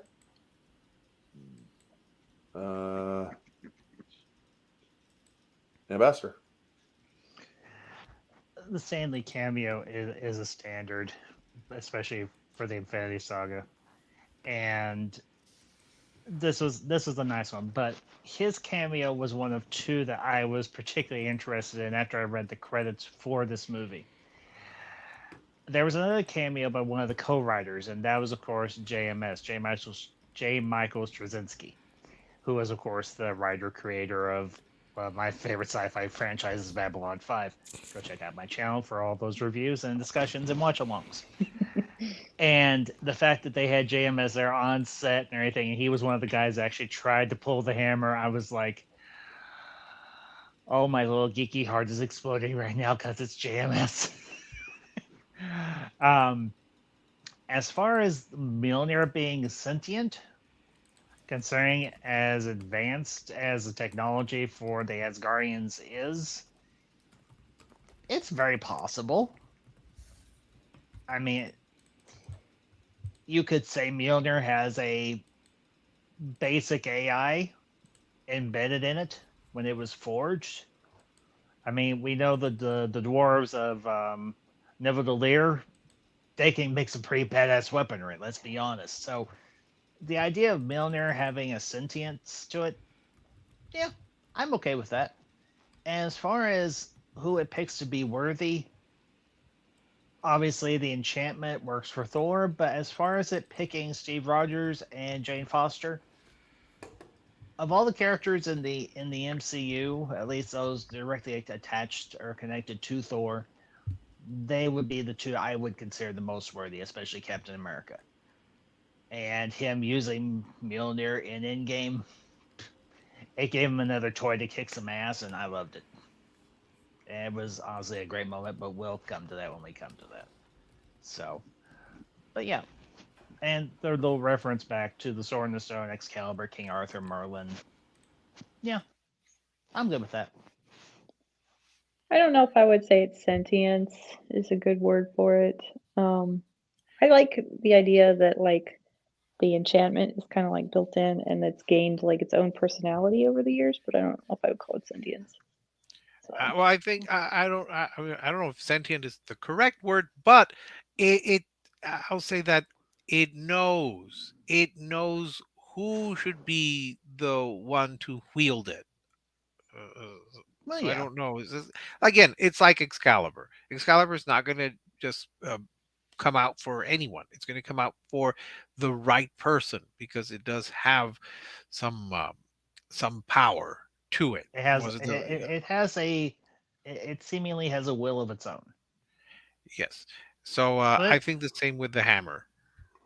yeah, I'm sorry. I'm never even going to bother trying to pronounce it. I always stumble over. Was it Mohilner? Mohinner? Mjolnir. Mjol Mjolnir. Mjolnir. Just Mjolnir. call it Oh, what Darcy calls it. Mew mew. Well, I'd call Yeah, it meow meow. mew mew. I prefer chipotle chillon, what my mom used to call it. It's easier for Well, me. well, okay. Because So I'm sorry. Say it, then say it your way. Yeah, a chipotle chillon. Yeah, I'll have to find that for you guys. is there Mew anything mew. wrong with Thor's hammer? Yeah. so Yeah, we just then stick with get the hammer. to so we then get to uh the diner scene with Thor just eating a bunch of eggs. I mean, dude, that kid or Pancakes. pancakes, eggs, the whole schwap, man. He could have freaking farted his way back to Asgard if he ate any more. But I'll leave with cheese. yeah. So he hears about a satellite crash and that nobody could lift it and whatnot. So he knows what it is and he goes to leave. And but before he does, he also does the whole smashing the glass, but he's not aware that, or everybody else is not aware of the custom. Yeah. And he's like, "Yeah, my word, no more smashing." So when he goes 15 miles north or 30 miles north or something like that, I think it's the, West actually. or yeah, 15 miles west of here, and they're like, "What? You want a satellite now? It's not what they think it is." And like, well, the government seems to think it's theirs. What do you think? You could just waltz in there and take it? Yes. And Selvig is basically not buying into this. He is hearing he is hearing words like Mjolnir, the Bifrost, and whatnot. And these are the things he's grown up with as a child. So Selvig basically confirms he has Norse upbringing. And I mean, with the name Skarsgård, could you really get any more on the nose with that? My cousin once called the Hammer Joel as a little kid who had just learned to talk. Oh, there you go. I love it. There you go. Come to me, Joel. Yep. All right. And Now so I say that I instantaneously regret Shield Shield shows up and takes Jane's work, and we get the nice little Selvig seems to know Bruce Banner because he's like, I knew a physicist once, or pioneer in gamma radiation. Shield showed up, but he was never heard from again. Now, could it be Banner or is it Samuel Stearns? Because if you remember from the Incredible Hulk, Stearns was was also a person who was pioneering in gamma radiation and whatnot. So Shield showed up, and well, he's never been heard from since. He's going to show up in the later MCU now, but he never showed up in the Infinity Saga again. So, what do you think of the scenes of Thor wanted to go get his hammer and Shield showing up with Coulson, and it's like, oh shit, this is a lot more serious than you realize. Let it go. This is my life. And they even took Darcy's iPod. So fucking sad. So we'll start with Ambassador. Okay. I think Coulson in this movie is an asshole, and I'd punch him in his smug little face. And then I take out my AR-15, and I'd be like, "You're gonna put all Jane's stuff back right now, or you're gonna get your ass shot." They would have gunned your ass down. They gotta be quicker Remember, than all me. of them have guns. Plus, have you seen the short of a strange thing happened on the way to Thor's hammer? Yeah, and I don't care. Coulson's an asshole in this movie. Sawed off. Yeah, Whip Coulson your ass. sucks. They should have killed him. Should have never done Agents of Shield. That show sucks. Yeah, All right. it doesn't have to be a jerk about it. I mean, they really do paint Shield He's a jerk. in a very negative light in this movie. Good. I'm sorry. Coulson in this movie, and Coulson even in Iron Man 2, I've been like, dude, I've got an IQ bigger than three pairs of your shoes. You're a government agent. I'm a genius. Screw off. Well, as The Rock once said, it looks like a big piece of crap your mom made love, and now came your monkey ass. Oh, The only shit. useful thing that Coulson ever did was die. Yeah. Literally, Okay. the only useful thing Coulson did was die. I'm glad. I think that they did do him a little bit or they did make him not so flashy in the end. But yeah, Yeah, I he do got his agree. ass handed to him by Loki, and I'm glad he did. Got his We'll weaselly get to little that heart when we get stabbed to in. Avengers. We'll Yeah, get I'm to that sorry. when we Okay. get to Avengers. Okay, as far as as far as what was Is the it other? Stearns? Is it Stearns or Banner that do you think that Selvig was talking about? I think it's Banner. Maybe. All right. So that's What do you my think? thoughts on that section. All right. What do you think, Jake? Do you think it was Stearns or Banner from Incredible Hulk that they were talking about when Selvig mentioned he knew somebody who was a pioneer of gamma radiation?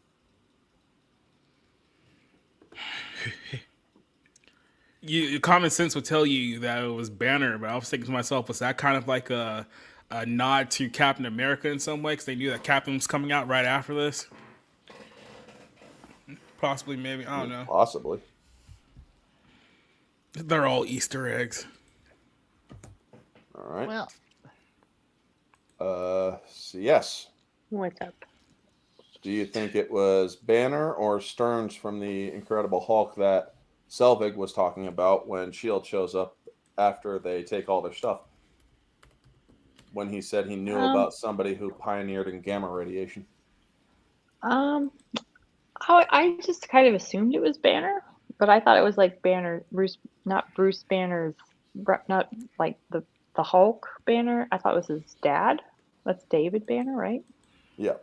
Because it was like the same thing that he kind of did to Jane's research and stuff. Is like he just kind of took. I mean, they kind of just took it all over, and like in the Incredible Hulk, you do kind of see that there are they've taken like somebody has taken the research that they need to make the Abomination. Mhm. So I always thought it was that kind of parallel. All right. I always took it on faith that it was Bruce Banner that they were talking about. I would never. I wouldn't have thought of any other person. I didn't even realize that there could be another suspect. I always thought it was Banner, so I just went with that. well, As here's for the question. as for Coulson, I'm sorry. As for Coulson, go ahead. yeah. Well, when have we ever really been fond of government agents, assuming that they know everything? Very true. Never. I am from the government and I'm here to help. So, yeah. Oh, so goody. The only So- okay. Go ahead, Rick. Sorry. No. I was just going to say that I've never cared for him, but I guess he has to be there because he has to be there. That was my thinking on it. But I have no great love for this agent or for any of these. But I guess people like them enough so that we could get a TV show out of it and really put him as part of it. As for the as for the actor, I'm blanking out. Sorry. Yeah. Clark Gregg. Clark Gregg. I thought he played the part well. In all the movies that he was in. That's what the part required. He did a great job. I commend him for that. Alrighty. Yeah, he played a good part. But real quick, I want to retract my previous statement. I think it might have been Stearns All right. because here, real quick, I don't think Shield was a part of Thunderbolt Ross's research. I think Ross was doing that on his own, wasn't he? Or was he working with Shield? Shield showed up at the end of Hulk with Stark as liaison, as well as the chopper that showed up to chase Hulk out of New York. Yeah, but aside from that, well, originally when I think it was Ross that was doing this research with the military, I don't think Shield was involved at all. So I think it might actually have been Stearns. All right. Moving on. All right. So Loki is the new king of Asgard and shoots down the Warriors 3 and Sif because they ask for Thor's banishment to end. He refuses. And I do like how he stares down Sif because she's pissed off at him. And then we get to the pet store, which Disney wants to forget, from what I hear, because the guy that was in the movie turned out to be quite deviant. Yeah. And wow. You think they'd be used to it by now, though? Well, yeah, it is Disney. But this was Paramount at the time, so. So they had some standards. Yeah. Paramount did have standards back then. But we then get to Jane bringing Thor out to the crater. But I do like when Thor goes into the pet store. It's like, I need a horse. We don't have horses, just dogs, cats, birds. Then give me one of those big enough to ride. I mean, it's like this dude's just looking at him like, the fuck is this guy? Well, you don't know. He could have horses out back for all we know. Yeah, possibly. So we then get to the crater because the crater is the bigger scene. And we get our introduction to Clint Barton. And Thor is ripping himself through all the security, which is very hurtful to Coulson's feelings. But Who cares about Coulson's feelings? Exactly. And jabroni. So Coulson could go suck on a cactus. Mm-hmm. Hey, that's usually my line. But when Thor actually grabs the or tries to grab the hammer and realizes he can't, and Jane and everybody else who is looking on, you see the absolute defeat in Thor's face after he does his scream out and drops to his knees. But you also see how Jane is actually believing what he said because she is witnessing all of this herself. But also, one of the coolest things is that Heimdall was watching this entire thing, and you actually, when they cut to his eyes, you see the compound reflected in his eyes, where Mjolnir, or where the center of the compound was. And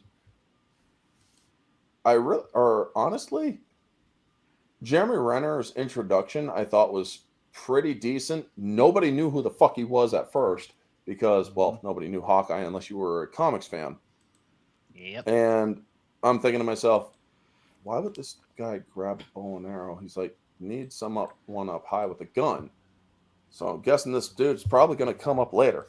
I mean, even when I was younger, I freaking thought that. It's like, I mean, I'm 26, 27 years old. I'm thinking this dude is or 26 years old. So, yeah. Yeah, they didn't even give Hawkeye his true due until like almost 10 years after this movie came out. I know, right? I mean, it was a good scene, in my opinion. Plus the fights. It's like, you're big, fought bigger. But he did have the struggle with it. But you also see the triquetra on Thor's hammer as Thor looks at it. So he understands his father put an enchantment on it.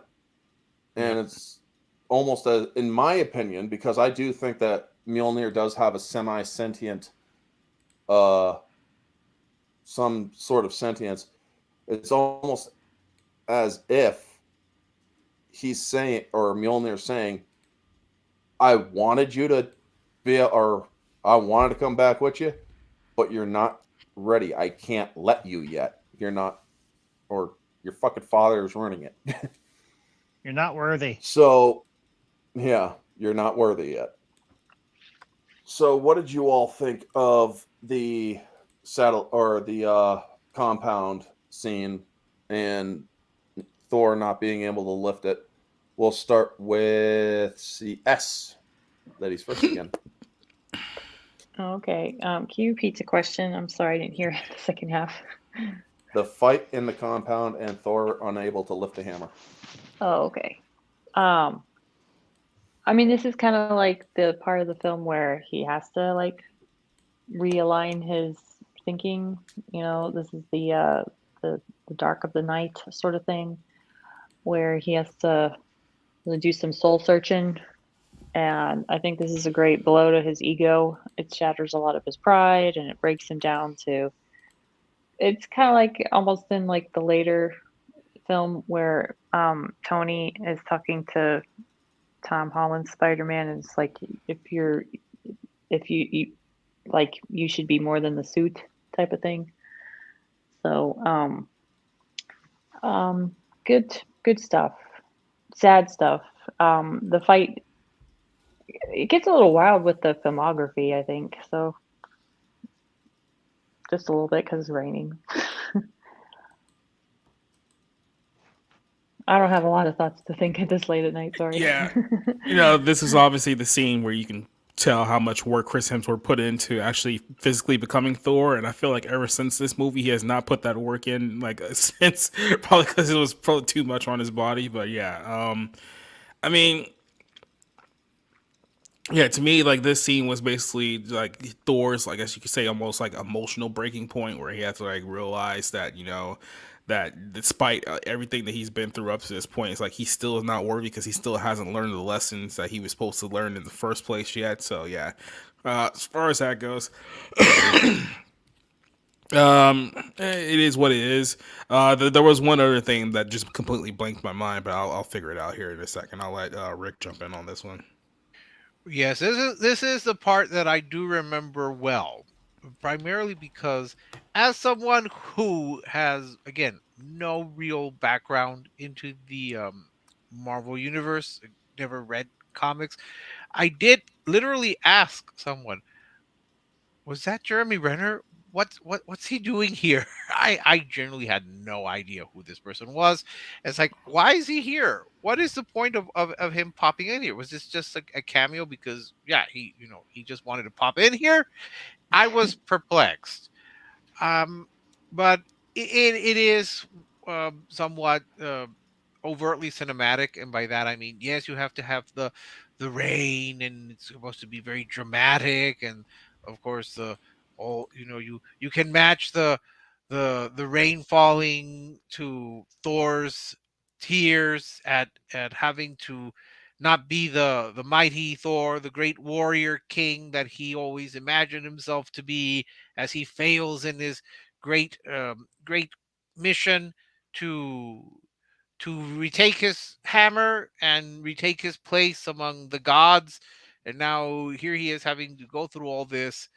But again, the big takeaway was, wow, Jeremy Renner, why is he here? Who is he? Why does he say that he wants to kill him now? But of course he couldn't. He couldn't kill him now, and Thor was not about to get his hammer at that point, because you do need to have that. What would CS call it? The hero's journey. He needs Yes. to, yes, he needs to evolve and reclaim his hammer, but no, legitimately is the wrong word. He needs to reclaim his hammer through his journey, through his process of going from arrogant overlord to a humble potential ruler of another realm. But again, it's like, was that Jeremy Renner? What's he doing here? I did ask that. I didn't actually know it was Hawkeye at all. So I didn't know. I didn't know Hawkeye. I'd never heard of Hawkeye. And again, it's the same reaction I had when I saw your generation's Gene Kelly in the Eternals. I literally thought I was hallucinating. I thought I was waking up from the end of that movie, and it's like, uh, was that Harry Styles? Why did I imagine Harry Styles in this movie? I had to ask, and they said, yeah, that was him. It's like, why? Why? He would have been like a teenager when the first movie came out. How long is this the world's longest and most expensive soap opera going to last? But that's the one thing I remember for Thor. Jeremy Renner popping up for no discernible reason that I knew of. In fairness, that I knew of. All right, that's it for my comments on that particular moment. As far as the fight scene goes, the choreography, it was good. I mean, it looked like Hemsworth did a lot of his own stunts, which I applaud him for. I mean, nowadays that's a rarity. I mean, you do still get actors not in various franchises that will do their own stunt work as long as it's not terribly life threatening to them. But we see, even though Thor doesn't have his powers, he can still kick serious ass when he's not being pumped full of Thorazine or whatever tranquilizer they can get their hands on. The appearance of Hawkeye, he grabbed a bow and arrow. I'm like, yep, that's Hawkeye. That's all I needed. Because, well, I read comics a lot. Not so much the Avengers comics, but I knew who Hawkeye was. As far as Thor not being able to pull Mjolnir out of that pile of mud and everything and rock, yeah, it's incredibly heartbreaking, because here's a guy, he's starting to put the pieces together about what he actually should be as a good ruler and even as a good son, but he's not there yet. And Mjolnir reaffirms that fact, that he's not there yet, but Mjolnir wants him to be. Even his father wants him to be, because I think that enchantment isn't just Mjolnir on his own. I think it's Odin too. It's Odin saying to him, "You're getting closer, but you're not there." And I think as children, we always wanted it's a given, unless you just had a really bad relationship with your parents. You wanted the approval of your parents. You wanted to make your parents proud. And that's ultimately one of Thor's flaws. But let me explain why. He sees his father through the eyes of a child. He sees his father not as a peaceful sovereign, but as a warrior sovereign. But Odin's not like that anymore. Thor wants to relive the warrior years of his father's reign, and Odin is past that now. And that's a lot of what's wrong with Thor in this film. He only sees Mjolnir as a weapon, and he sees it as he's entitled to it rather than it being a privilege, because that's what Mjolnir is, as Odin says at the beginning in the coronation scene. As a weapon of war or as a tool to build, it has no equal. It is a worthy companion or worthy weapon for a king. And when he's not able to retrieve it, and you see that symbol on the side, it's incredibly... even when I originally saw it, I was like, damn, this is painful. Because you feel like maybe deep down, Odin wanted him to be able to take it, but he hasn't learned all the lessons that he needs to learn yet through the course of this film, to where he is worthy. So I guess we were jumping over to the bar scene right after this one. I think this is right before the Destroyer shows up here.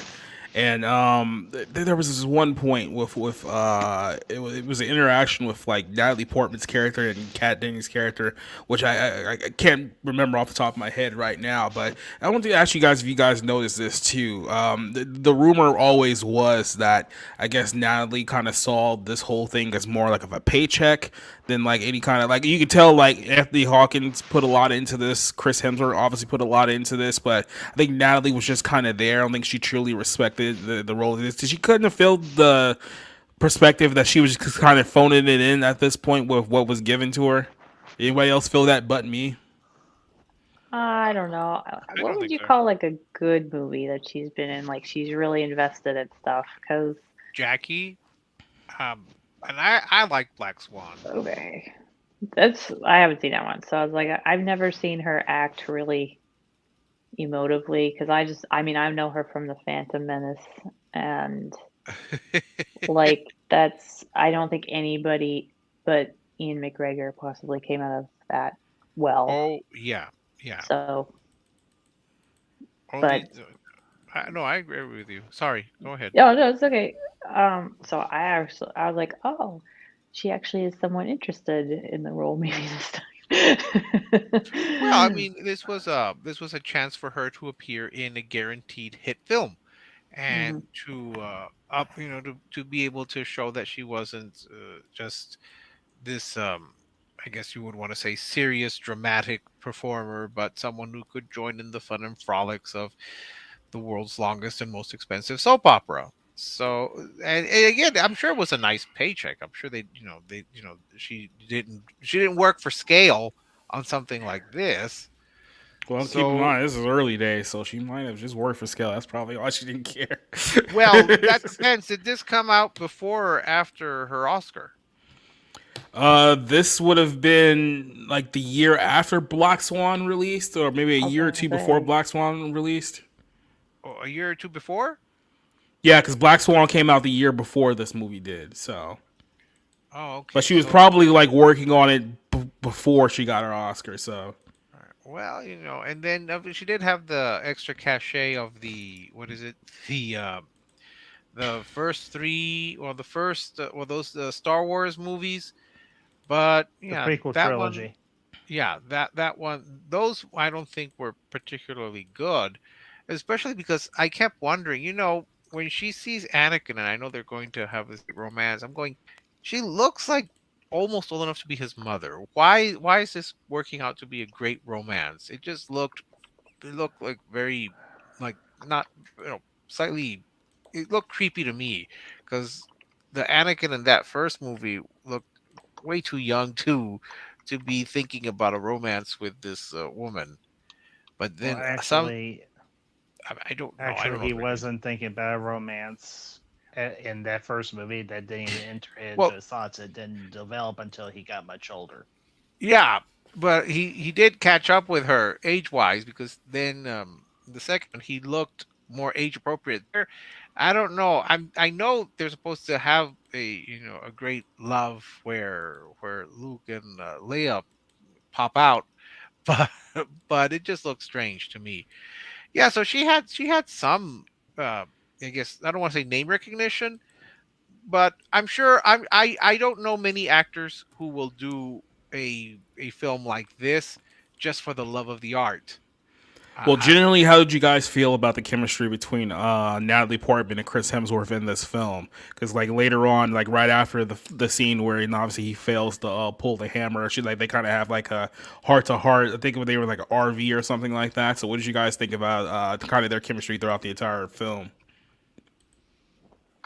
Honestly, throughout the film, I thought they had very good chemistry. I mean, at first she was very standoffish because she didn't know this guy, but as time progressed and they got to know each other, he did develop a develop a connection to her, and he did develop some sort of feelings for her. And I think at first it was a bit of fascination because this guy literally fell from the sky, Mm-hmm. and that's going to be a very odd circumstance for her to deal with, even though she is a scientist.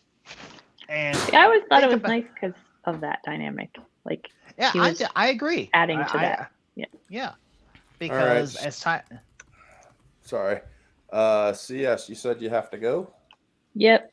We have All to right. go. Do you want to give yourself a shameless plug before you go? Oh, well, I'm terrible at that, but I'll you know, I'll do it.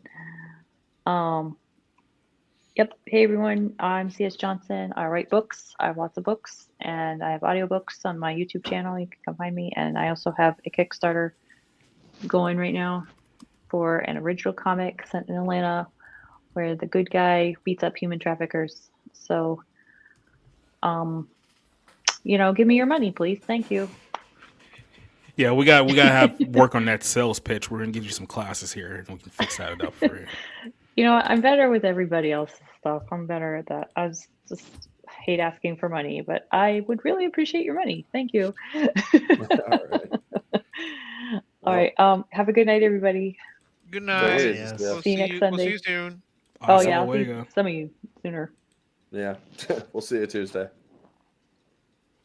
So the scene with Selvig at the bar, I actually do like because he thinks that Thor is just kind of running a scam or a con, but there's a deleted scene in which he's actually getting into the drinking where he smashes the Steiner down and screams out another, and there's the scene outside where they're singing to each other and whatnot. And it really is a fun scene. Oh yeah. And then we get to the truce between Laufey and Loki, because also Loki showed up because he couldn't lift this out of here. Yes, I have Mjolnir. So I am remember worthy, damn that. it. Yes, So you are. yeah, there's also that where he tells his father, or he tells Thor that Odin is dead.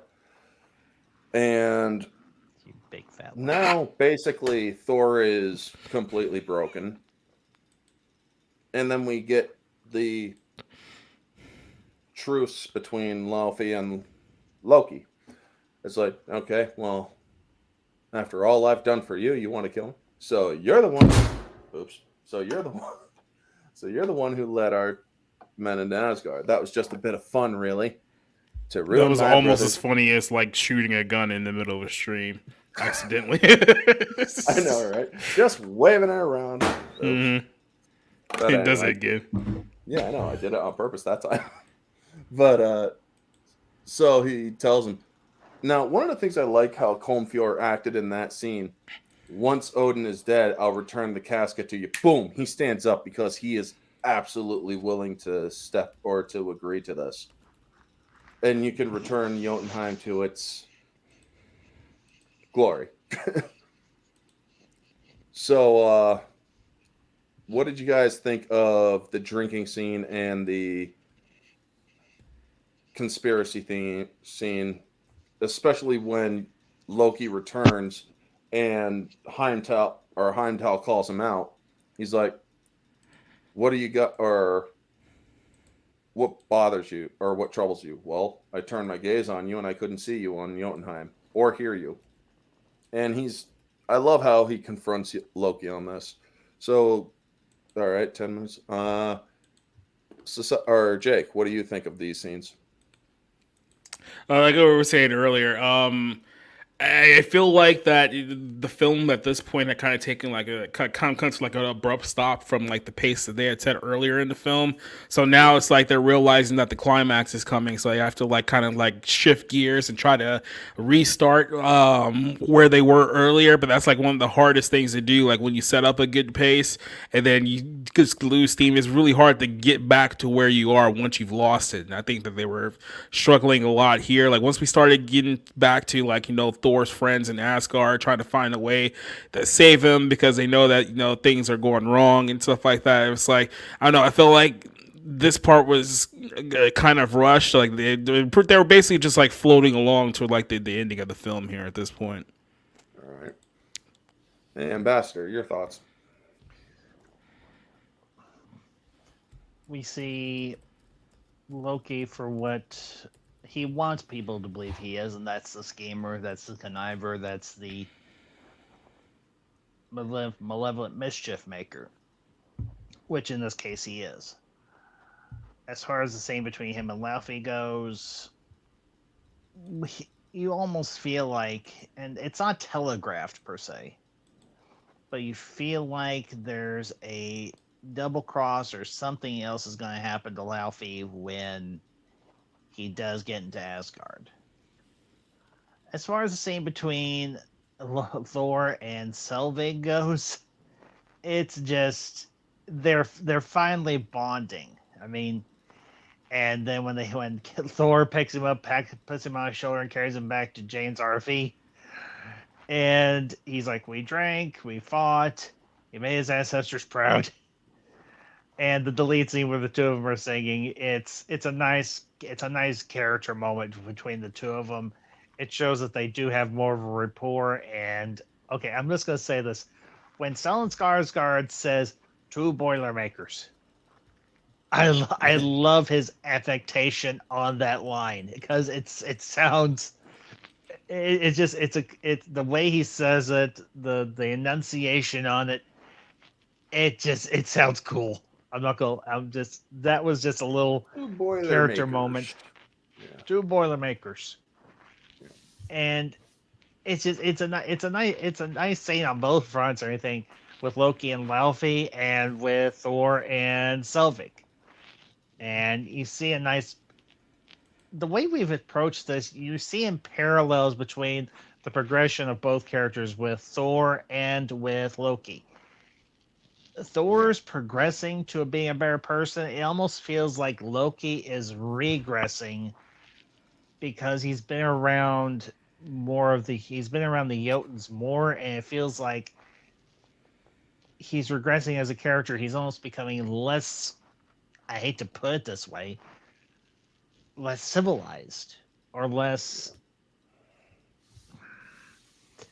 okay, maybe civilized isn't the right word, but he's losing some of the effect that being around Odin and Thor and Freya has had on him throughout his life.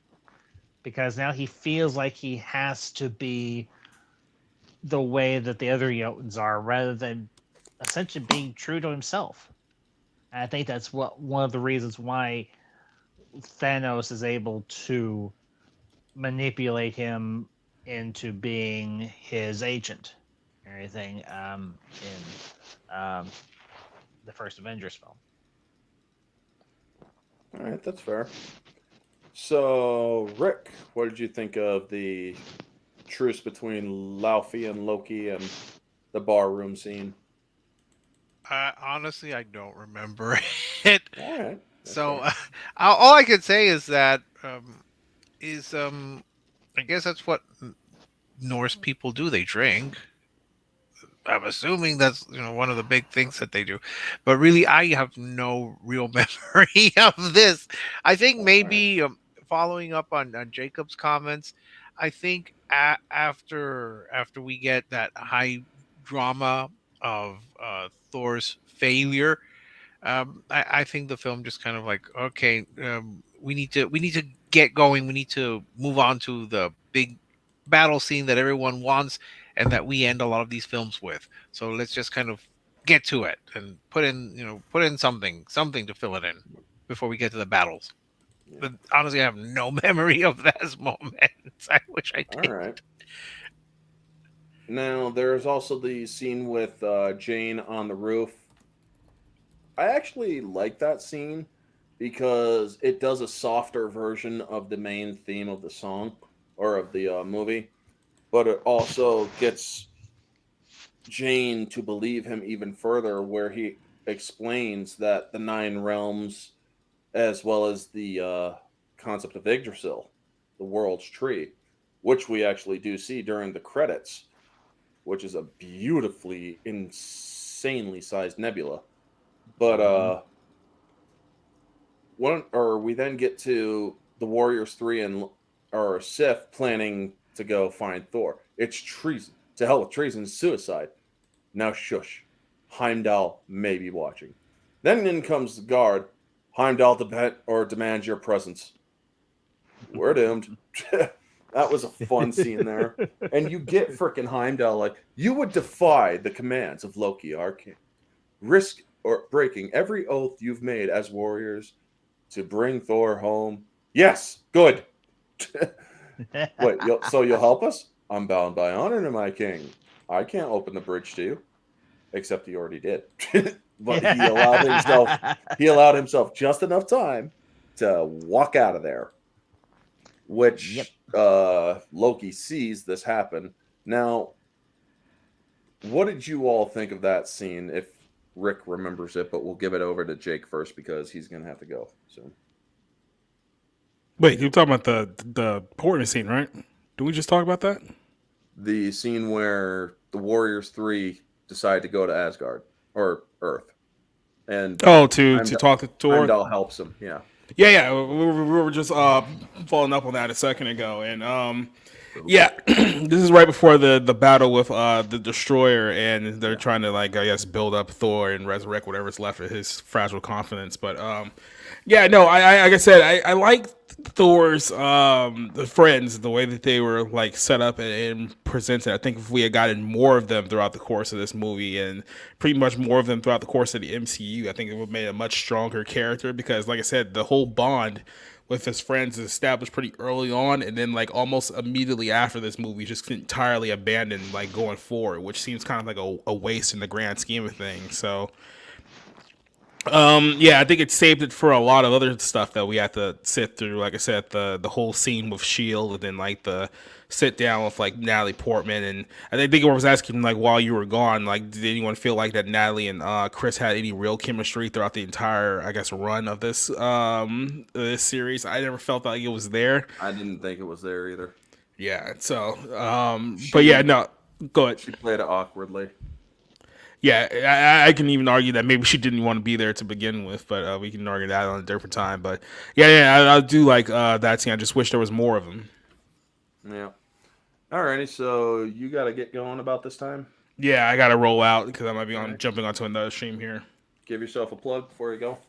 All right, Society Reviews, YouTube, Twitch, and Rumble.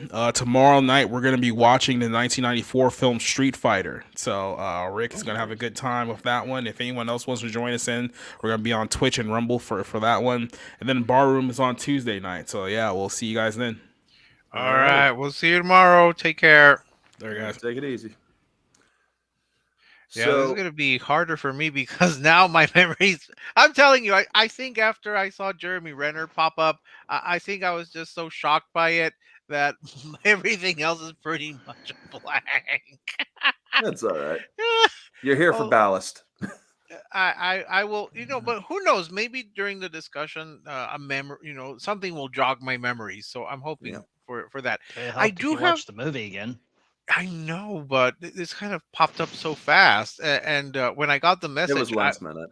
Yeah, and when I got the message, I was at a day baseball game, so it's like, oh, I'm not, I'm not gonna be able to go from the game straight over to watch a movie, and then I'd have to get access to it, and I'm particularly picky about how I access film. I'll put it that way. So since I don't have a copy, I'm not going to break into the library and dig up a copy right away. With a little, if I know beforehand, I can do that. I do remember her being on the roof. I do have a memory of that, and I think that's kind of a way to evolve her character and say, well, maybe behind the pomposity and of the grandiose nature of this guy, there's actually someone there who may have a heart. It may be someone who's actually someone that might be worthy to care about. I mean, she's already seen him all muscular and powerful, so that, I presume, would strike her libido. But now she gets to see the softer side of our Norse being. As for the Warriors 3, well, it's good to see them back and integrate into the story and trying to, I don't want to say I don't want to say comic relief, but at least giving us a touch of lightness in all this. That's again my memory, vague as it is, and that's my All right. sole contribution. All right. Ambassador. This is, this is the kickoff of the third act essentially, Mm-hmm. and Thor and Jane have their moment where he's explaining the nature of the cosmos as the Asgardians understand it, and it's a very good exposition scene, but it's also a very good character building scene because I I disagree. I thought Hemsworth and Portman did have some good chemistry. Had some chemistry. Was it the best chemistry? No, but they did have some. As far as the Warriors 3 sneaking out of Asgard to Earth, to Midgard as they call it, it does have a bit of comedy to it, but that's the nature of these characters, except for Hogan the Grim. And I love how Idris Elba plays this scene as Heimdall because he plays it very deadpan humor, and I think that's a good angle for Heimdall as a character. You don't see him as a very jovial character, but he does have a bit of a funny bone to him. And he's like, as we've already mentioned, you would dare break the decree of our king, and you almost think he's thinking subconsciously, this ass ain't my king. Owen's my king. Yeah. He's just some little skinny twig on a throne with a stick. Yep. And he's like, I can't break the rules, but I'm not going to stop you all from doing it either. Because, well, guess what? Crap's gone sideways. We need Thor. Go get him. Yeah. So we get the Warriors 3 going into the town, and when you see the shot of all of them walking off screen where they pan up to the agents, Ray Stevenson, Volstagg, is actually digitally put into that scene because a deleted part of it shows Volstagg behind those two guards on the roof, knocking them out. I love that. I hate And spies. it's like, yeah, I hate spies. So it actually is some of the best in digital insertion that you see in a film, because honestly, I did not think he was not really there. I mean, I also love them. Yeah, base, we got a Xena, Jackie Chan, Robin Hood. And that's the reason why they didn't also describe Volstagg, was because, well, he wasn't there. He was behind those guards, ready to kick their asses. I'll agree with you, Orange. I wouldn't have realized that he wasn't part of it. I was Yeah. fooled. Yep, everybody was fooled. So then we get Loki pissed off. He wakes the destroyer, ensure that my brother doesn't return and destroy everything. And then he goes down to Heimdall, and Heimdall asks him, how did you get the Jotuns in the Asgard? And he tells him, you think the Bifrost is the only way in and out of this realm? There are passages that even you with all your gifts are blind, but I have need of them no longer now that I am king. And for your act of treason, you are banished or you are no longer a citizen of Asgard, and you are banished forthwith and whatnot. And he's like, so I need no longer obey you. And then he just tries swinging, man. Freaking Heimdall I love that scene. He's like, so I need no longer obey you. Whoop, and he just goes, but he gets frozen by Loki, who's quicker with the casket, and he turns into a frost giant as he holds the casket, because it is of Jotunheim, and it is of his true nature to use it. So I thought that was actually pretty well done. And then you also see that when it zooms in on Heimdall's face, you just know that he can still see and hear. Which plays off later as the Jotuns get into Asgard when Loki brings them in after sending the destroyer to Earth, which S.H.I.E.L.D. goes to greet the destroyer as the Warriors 3 find Thor, and now Thor learns the fate of his father, that he's still alive. So it's like, oh, brother, where art thou? I want to beat your ass. Yeah, no kidding. I mean, so I love this. Is that one of Stark's? I don't know. guy never tells me anything. Why should he? You're an ass. And I he's a know. And genius. he's like, excuse me, you're using unregistered weapons technology. Identify yourself. And well, the destroyer starts to destroy. Let's just say that, folks. Also, fun fact about the merchandise of this movie: the destroyer was one of the most limited edition toy figures of this movie. Doesn't It's surprise me. like under or where all of them had like a couple 100,000 units made. The destroyer had maybe under 100,000, possibly even under 10,000 made. Wow. Yeah, I wonder why. because they had to use the same mold to make a character for Iron Man toys that was Titanium Man. Ah, Yeah, that's man. probably So what I. I stink and I finally cold moisture. Hey JD, good to see you. Thank you for stopping in. So what do we all think of the scene where Heimdall is frozen and the destroyer comes in to on Earth and starts wrecking shit? Oh, it's glorious. I mean, you're finally seeing the Wrecker of destroyer. your You're finally destroyer. Destroy. You know what I would have loved to seen? Destroyer versus Hulk. Oh, that would have been a hell. That Yep. Orange. Sorry.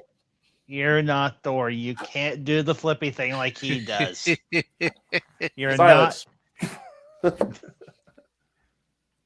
Dream big, dream big. You're not as talented as Chris Hemsworth with that hammer. You're right, I'm not.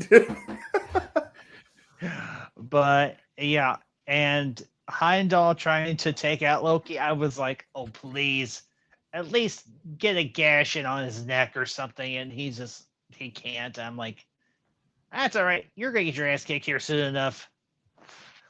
You horned, blue-skinned freak. Here I am talking all sympathetically about Loki a few minutes ago, and now I'm calling a horned, blue-skinned freak. All right. Rob, what did you think about the Rick. Rick, sorry. God damn. I'm sorry. Language. There. Yeah, that's yeah. I don't know how Rob and I look anything alike. Although It's not that you look alike, it's your names are too goddamn alike. Yeah. Their names are nothing alike. Well, Rick and They have Rob. they have the first consonant. That's it. Yeah. And they're they're both one syllable. Yeah. Well, I mean, Well, fine. They call him Rick and call him Robert.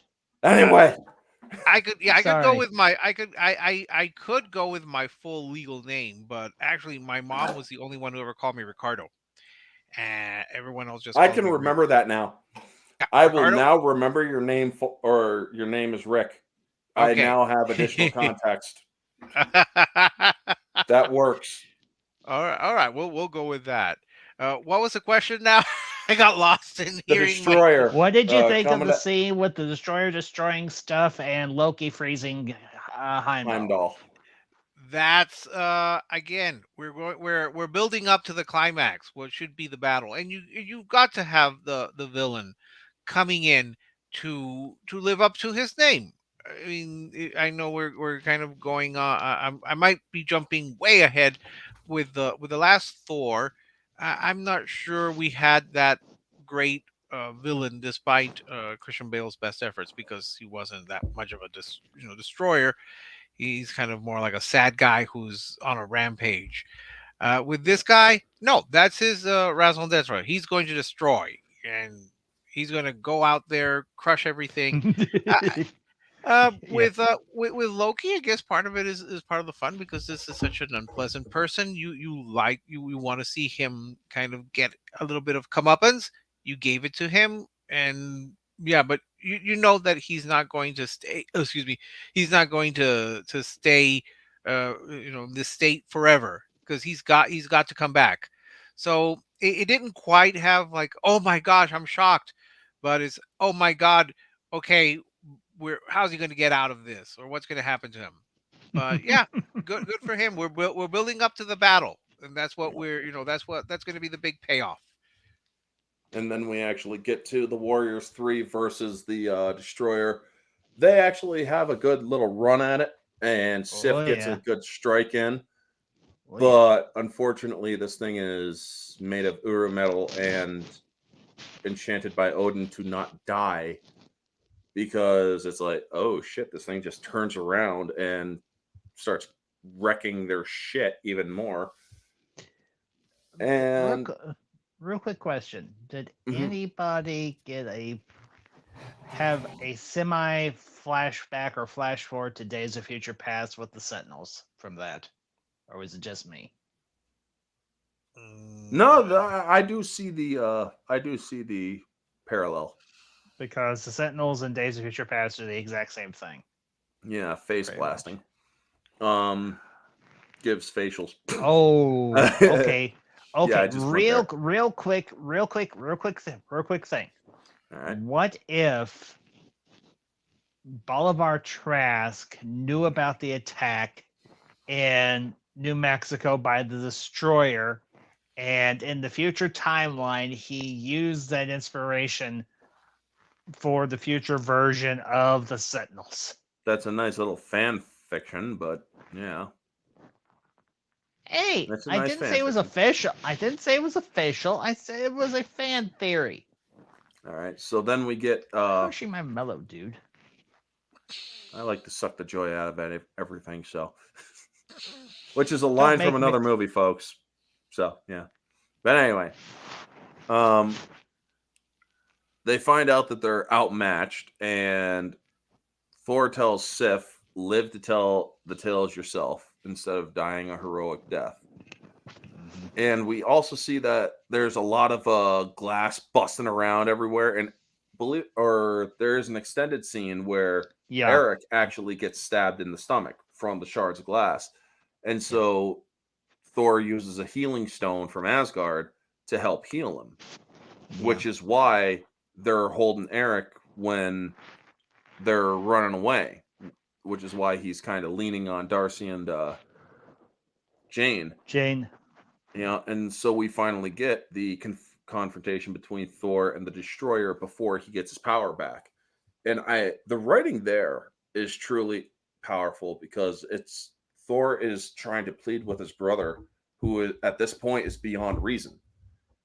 He tells him, brother, whatever I have done to wrong you, whatever I have done to whatever, I am truly sorry.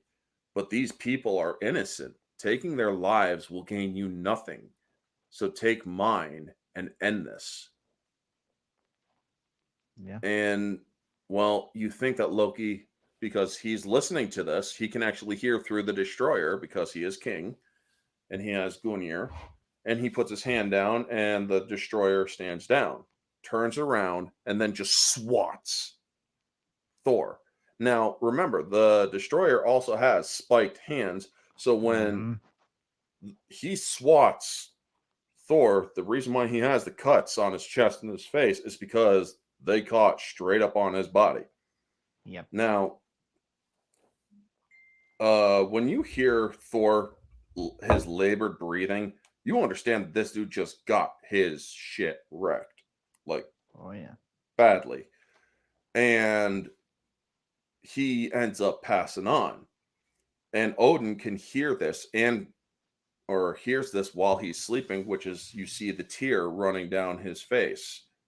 Yeah. And then we are reminded, whosoever holds this hammer, if he be worthy, shall possess the power of Thor. And you also see Mjolnir wake up, and it's like, okay, he's ready. Time to go. And of course, it looks like a freaking missile was launched right out of there. Yeah. And I absolutely love that. So, what did you guys think of the revival of Thor, where he catches the hammer and it just shocks him back to life with the world's biggest defibrillator? You need that big climactic moment for, I presume, the audience to cheer. I don't know how prevalent audience reaction was at the time that this movie came out. I I know that later on it grew to the point of parody, but you need those big moments, and I like the fact that we're seeing something that I don't want to say it's subtle, but we're seeing something here that is relevant to the story, in that we're seeing Thor finally become concerned for his, I want to say, his people, his subjects. He's becoming a king. He's growing into the king that he should be, could be, and hopefully will be. So yes, now he has earned the right to wield the hammer, and it will come, and we're going to get our big big $1 million shot, big moment. So yeah, it's a I don't want to say inspirational moment, but it's what is what's gonna get audiences to cheer, or at least I presume that was the aim of it, to get audiences to cheer. Definitely. All right. Ambassador, your thoughts? Um, this is kind of the payoff moment because there is another scene that's a smaller scene or anything where he asks if he can keep one of the bugs that he's drinking his coffee out of and everything when they're all having breakfast. And he takes it back to Isabella's diner and he's like, for the one I smashed. Yep. And then you have this scene where he sacrifices himself to save the rest of the townspeople and the warriors and Jane and Selvig and Darcy. And this is his sacrificial moment. And it's a great payoff. He gets the hammer and he starts wailing. He goes up to Jane and she's like, "Is this how you normally look?" And he's like, "Yeah." And she's like, More "It's or a less. nice look." And she's, I kind of commented on this at the beginning of the stream. They took a lot of different elements from past runs of Thor and from Norse mythology and so on to design his armor, and Mjolnir, obviously. And this adaptation, which carries on through the rest of the Infinity Saga and sort of beyond, it is, as she said so perfectly, it is a nice look.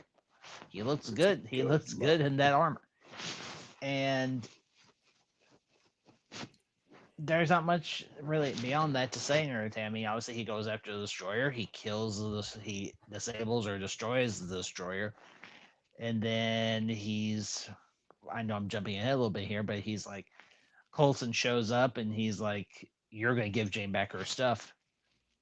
And I think Coulson reads the sees the writing on the wall. He's like, "This guy could wreck us. Let's give her stuff. Let's get back her stuff."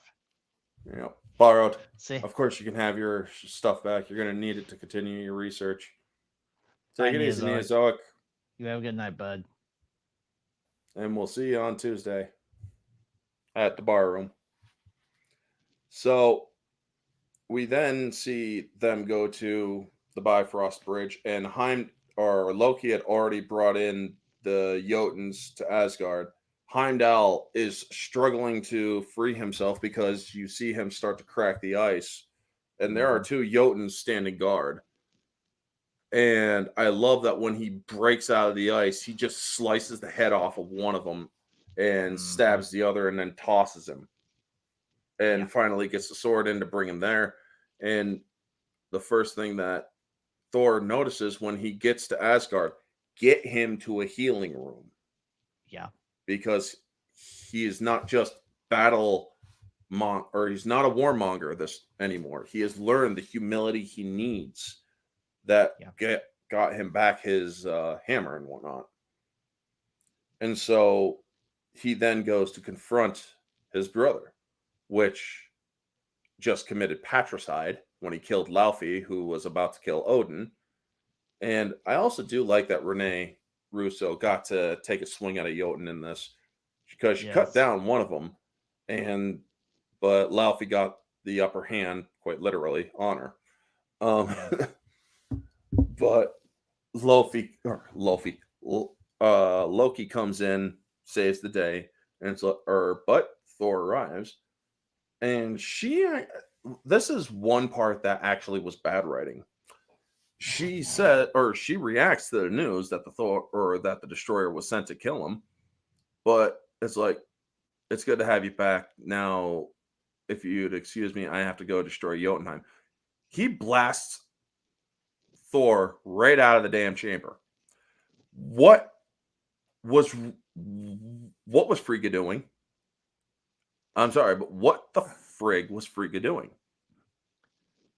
Also, to answer Neozoic's question, the action in Thor 1 was much more competent, in my opinion, than the action in the other movies. Because Thor 2 had more campiness to its battle sequences, and Thor 3 did the same. They were just too damn campy, in my opinion, where this one was more competent. Yeah, but then you had two different directors and I presume writers, and by this time, Thor was being introduced, so Yeah. he was a more serious character. By the time we got to the Dark World, and especially Love and Blunder, as you guys call it, it I don't became ever call it that. he became more I do. camp. He became a joke. Mm-hmm. Alrighty. So, what do you think, Ambassador, of the differences between the action sequences to Anthony and Zoe? Honestly, across the board, they do become a bit far fetched as time goes on, but you have to look at the setting of the particular part of the universe that Thor inhabits. He's Mm-hmm. fighting monsters. He's fighting other Otherworldly deities. He's beings. fighting all sorts of creatures beyond our imagination. He's fighting a guy that is literally killing other gods. He's fighting Mm-hmm. other gods, in particular with Zeus, and he's fighting the Hulk. Yeah. And quite frankly, the action sequences never bothered me. I think they could have been toned down a little bit, but as far as overall, from this one to Love and Thunder, hmm, I didn't have a big issue. All right. So, we then get to the final battle sequence between Loki and Thor, in where Loki is frozen the Bifrost bridge so that it will rip Jotunheim apart. And you see the Jotuns running for their lives. Yep. Now,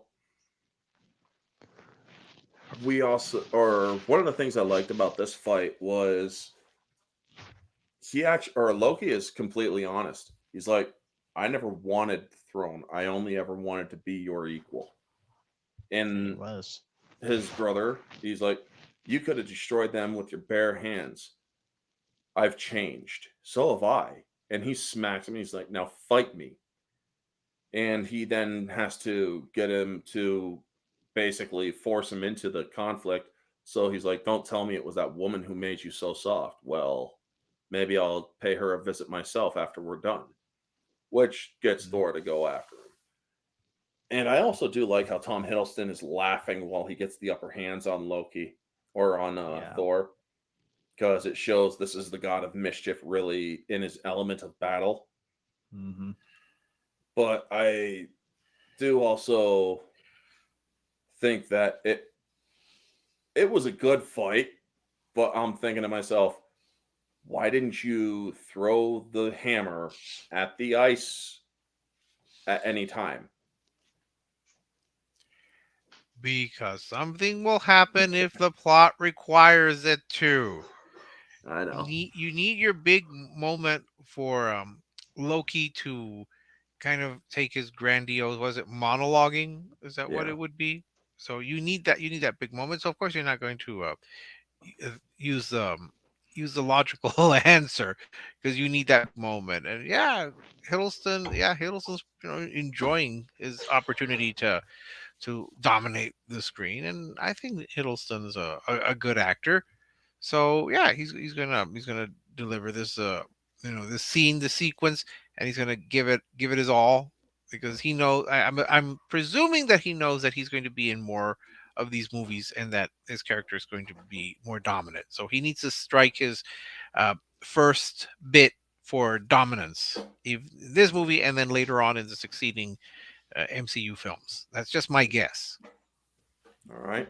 And Ambassador, before we get to the knocking him out of the Bifrost, what did you think of the battle in the Bifrost? It was a very emotionally tense scene. It was a very personal fight, and the way that they shot it and everything, you had a lot of close-ups between Loki and Thor, but you also had several wide shots and everything to show obviously the action of the scene because you can't just do a fight scene with all close-ups. It just Yeah, doesn't true. work. But yeah, you're seeing Loki at his most deranged. Mm-hmm. He's let this power go to his head and everything, and he's feeding into his worst basic instincts rather than realizing that Odin and Freya and Thor never saw him as subservient or lesser than to them. To them, he was one of them. He was a member of that family. Yeah. And I've said this before, but it is heartbreaking to see a family lose a loved one that they care for so deeply. I mean, I know we'll get to it when we get to it, but even Thor in the first Avengers film, he's like, have a care. Yep. Loki may be the villain here, but he is of Asgard and he is my brother. Yep. And you can love your family, but at the same time, you can have issues with some of the decisions they make. And obviously, here, Thor has very severe issues with what Loki has done since his banishment. Yeah. Now he's having to rectify all of it. And he makes another sacrifice, which I think is a very well paid off sacrifice, where he has to destroy the Bifrost and therefore not be able to go back to see Jane after this battle is over. Because he did make the promise that he would. Yeah, he did say he would come back to her. And then unfortunately, it's years later before he can. Yep. And I absolutely love that because he tells him, look at you, the mighty Thor, with all your strength, and what good does it do you now? Because he had put the hammer right on Loki's chest to keep him down. And it's like, Yeah. grab Gungnir to stop it. But unfortunately, he didn't think about that. So he ends up smashing the bridge. And I love how when he goes down the first time, that's when Odin wakes up. Yeah. It's like his eye just shoots open. And he understands what is going on. And I absolutely love that when he destroys the bridge, which Loki tells him, if you destroy the bridge, you'll never see her again. And you also see that as the Bifrost is continuing, it's literally starting to twist the fabric of that realm or spiraling into it. He didn't destroy the planet Jotunheim, but the realm was in danger of collapsing. And I love how when they're falling, you also see Odin just whip into screen and grab his son's foot, and while they're both holding on to Gungnir. Yeah. Now, obviously, Loki makes a conscious choice here when his father calls him out. No, Loki. And he say to in the Avengers, I remember you tossing me into an abyss. And it's like, you're misremembering that because you let go of Gungnir. You let go of it to fall into that abyss. You made the choice because you realized your family saw you for what you were. And it really is sad because his family is also saddened by his decision because you see Thor's obviously upset about it. And you also see Odin say no because he realized that his son is now gone. And he still does have a care for him. Yeah. At this point, after the events of New York, We'll get to that after because I will bring it back to this. So then we get the ending scene where they are celebrating in Asgard, and Thor walks out, and Sif talking to the queen, how when she asks how is he mourns his brother, but he also misses her, the mortal. It's almost as if Sif can't understand why he misses her. And it's like, well, this is a woman who helped him learn what it means to be a king. It's Yeah. not just a concubine or a flight of fancy for him. This is a woman who truly captured his heart, but also taught him to be better than what he was. The relationship between Jane Foster and Thor is actually more than just a cheesy crush. This is Yeah. it meant something a lot more. Yeah. So when he goes up to his father and his father tells him, "You'll be a wise king," and his Thor's not ready, but he does tell him there will not, or I know I have much to learn, and perhaps one day I will make you proud. And he tells him, "You've already made me proud." And then going down the Heimdall, so Earth is lost to us. No, there is always hope. And we see what has become of Jane. Can you see her? Yes. She searches for you.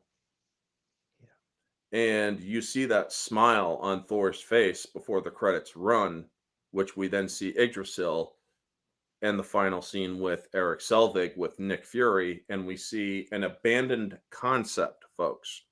We see the Tesseract and whatnot. We know that it will play a role into the next film because that is basically what these things do. But the abandoned concept was that Loki possesses Eric Selvig. Well, I guess Yeah, that's I worth a never. look. And he then says, well, I guess that's worth a look. It was meant to be that Loki had survived and can actually influence Selvig. However, it never happened after. And It didn't get the payoff. and can I just say I'm actually kind of glad they didn't go that route because I think it was a better move having him have the scepter with the Mind Stone in it instead, and Yeah. him being able to convert people to being his Open to his knowledge. yeah. So I think that was an abandoned concept that was a good idea. And Hmm. the concluding scene where you've got Thor talking to Odin, Thor talking briefly to his mother, and obviously to Heimdall. Yeah. It's a nice emotional wrap up and everything, and it does show that he has evolved and he will continue to evolve as the movies go on. Yeah. We may not care for how the evolution necessarily goes, but that's each person's preference. Yeah. So Rick, what did you think of the climax and the ending? Well, I mean, it's Sorry, let me just answer this real quick. Here we go. It's nice to see we have the evolution of Thor as a character, and now with Jane, it's it shows that he is touched emotionally and I don't want to say intellectually, but certainly in a different way than it was just a purely physical thing. There's a woman who did inspire him to be a monarch, to be the king that he will have to be. uh After that, honestly, it's one of those, like, I really don't remember much of any of it. It's strange because the Thor series, I remember, if whatever I remember, it's for the wrong reasons, especially Love and Thunder. I remember it for all the wrong reasons. Thor, The Dark World is another thing that I just flat out do not remember. I really do not remember any of that film at all, except that I, again, literally had to look up my review to even remember if I'd seen it. But no, I like the fact that now we're getting this thing where we're getting a possibility that this person will rise to be a great hero, and the hero that he hopefully would become and should become. It didn't turn out that way because by the end he did become a joke, and he was the subject of mockery. But hey, how are we supposed to know at the very first, for his very first outing, how he would end up? Yeah. All right. So, Ambassador, how would Mhm. you rate this out of 10?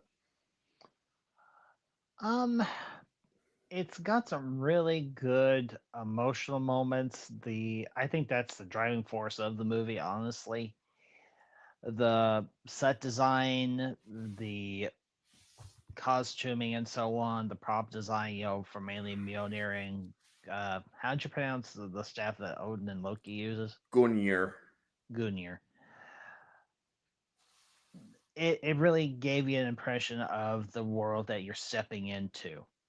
And honestly, overall, because I do one score. That's it. Because I know you do yours different. Mm-hmm. Um, I'm gonna give it an 8 out of 10. All right. Because I would have, listening to everybody else, I remember, there was a bit of a shift in tone, or not so much a shift in tone, but a shift in how the story was progressing. And I feel like maybe they could have spent another maybe 10 or 15 minutes building out Thor's evolution to a more responsible warrior, but also Level. a more responsible individual. Yeah. Everything. But aside from that, yeah, I give it a solid 8 out of 10. All righty. Rick, how would you do it? I well, I'm going to give it a 6 out of 10, because some of the performances, especially from Hopkins, were good. I do think Rene Russo was underused in the film. I wish we had wish he had a larger role, but I don't know how you would have done that.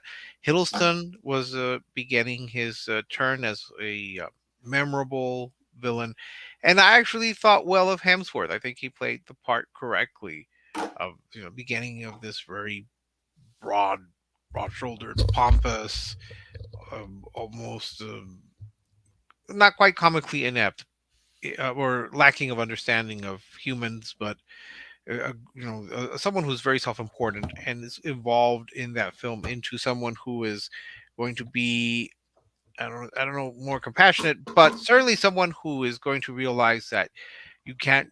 A king is more than just a warrior who's going to be fighting.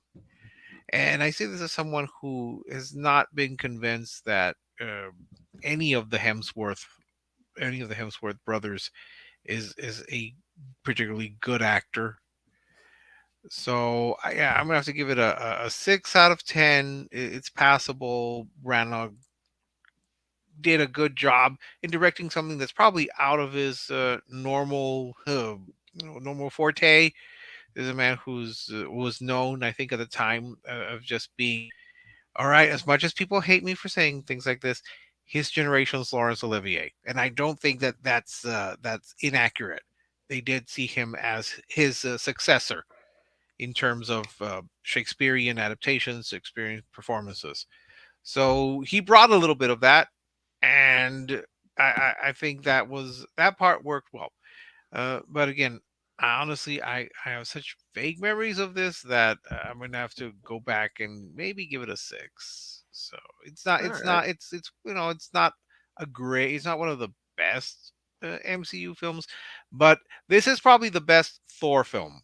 I'll put it that way. All righty. And right, Kitty. She gives it a 7 out of 10, which is her score. And I suppose this is good timing because I just got done with the goal I set for herself today with one of her finals. More drawing tomorrow. Awesome, right? Good job. Good job, kiddo. And after next week, she's free. Awesome. So Yay. that's good to hear. Now, Freedom. as for me, my thought on this movie, objectively, I do 3 tiers, folks. Objectively, this movie is about a 7 out of 10. Um, there is some great writing. However, there is some poor acting. There is some great acting, and there's some less than quality CGI in some scenes. However, there's some great CGI in other scenes. This movie has a wonderful score, in my opinion, but that does go to the subjective.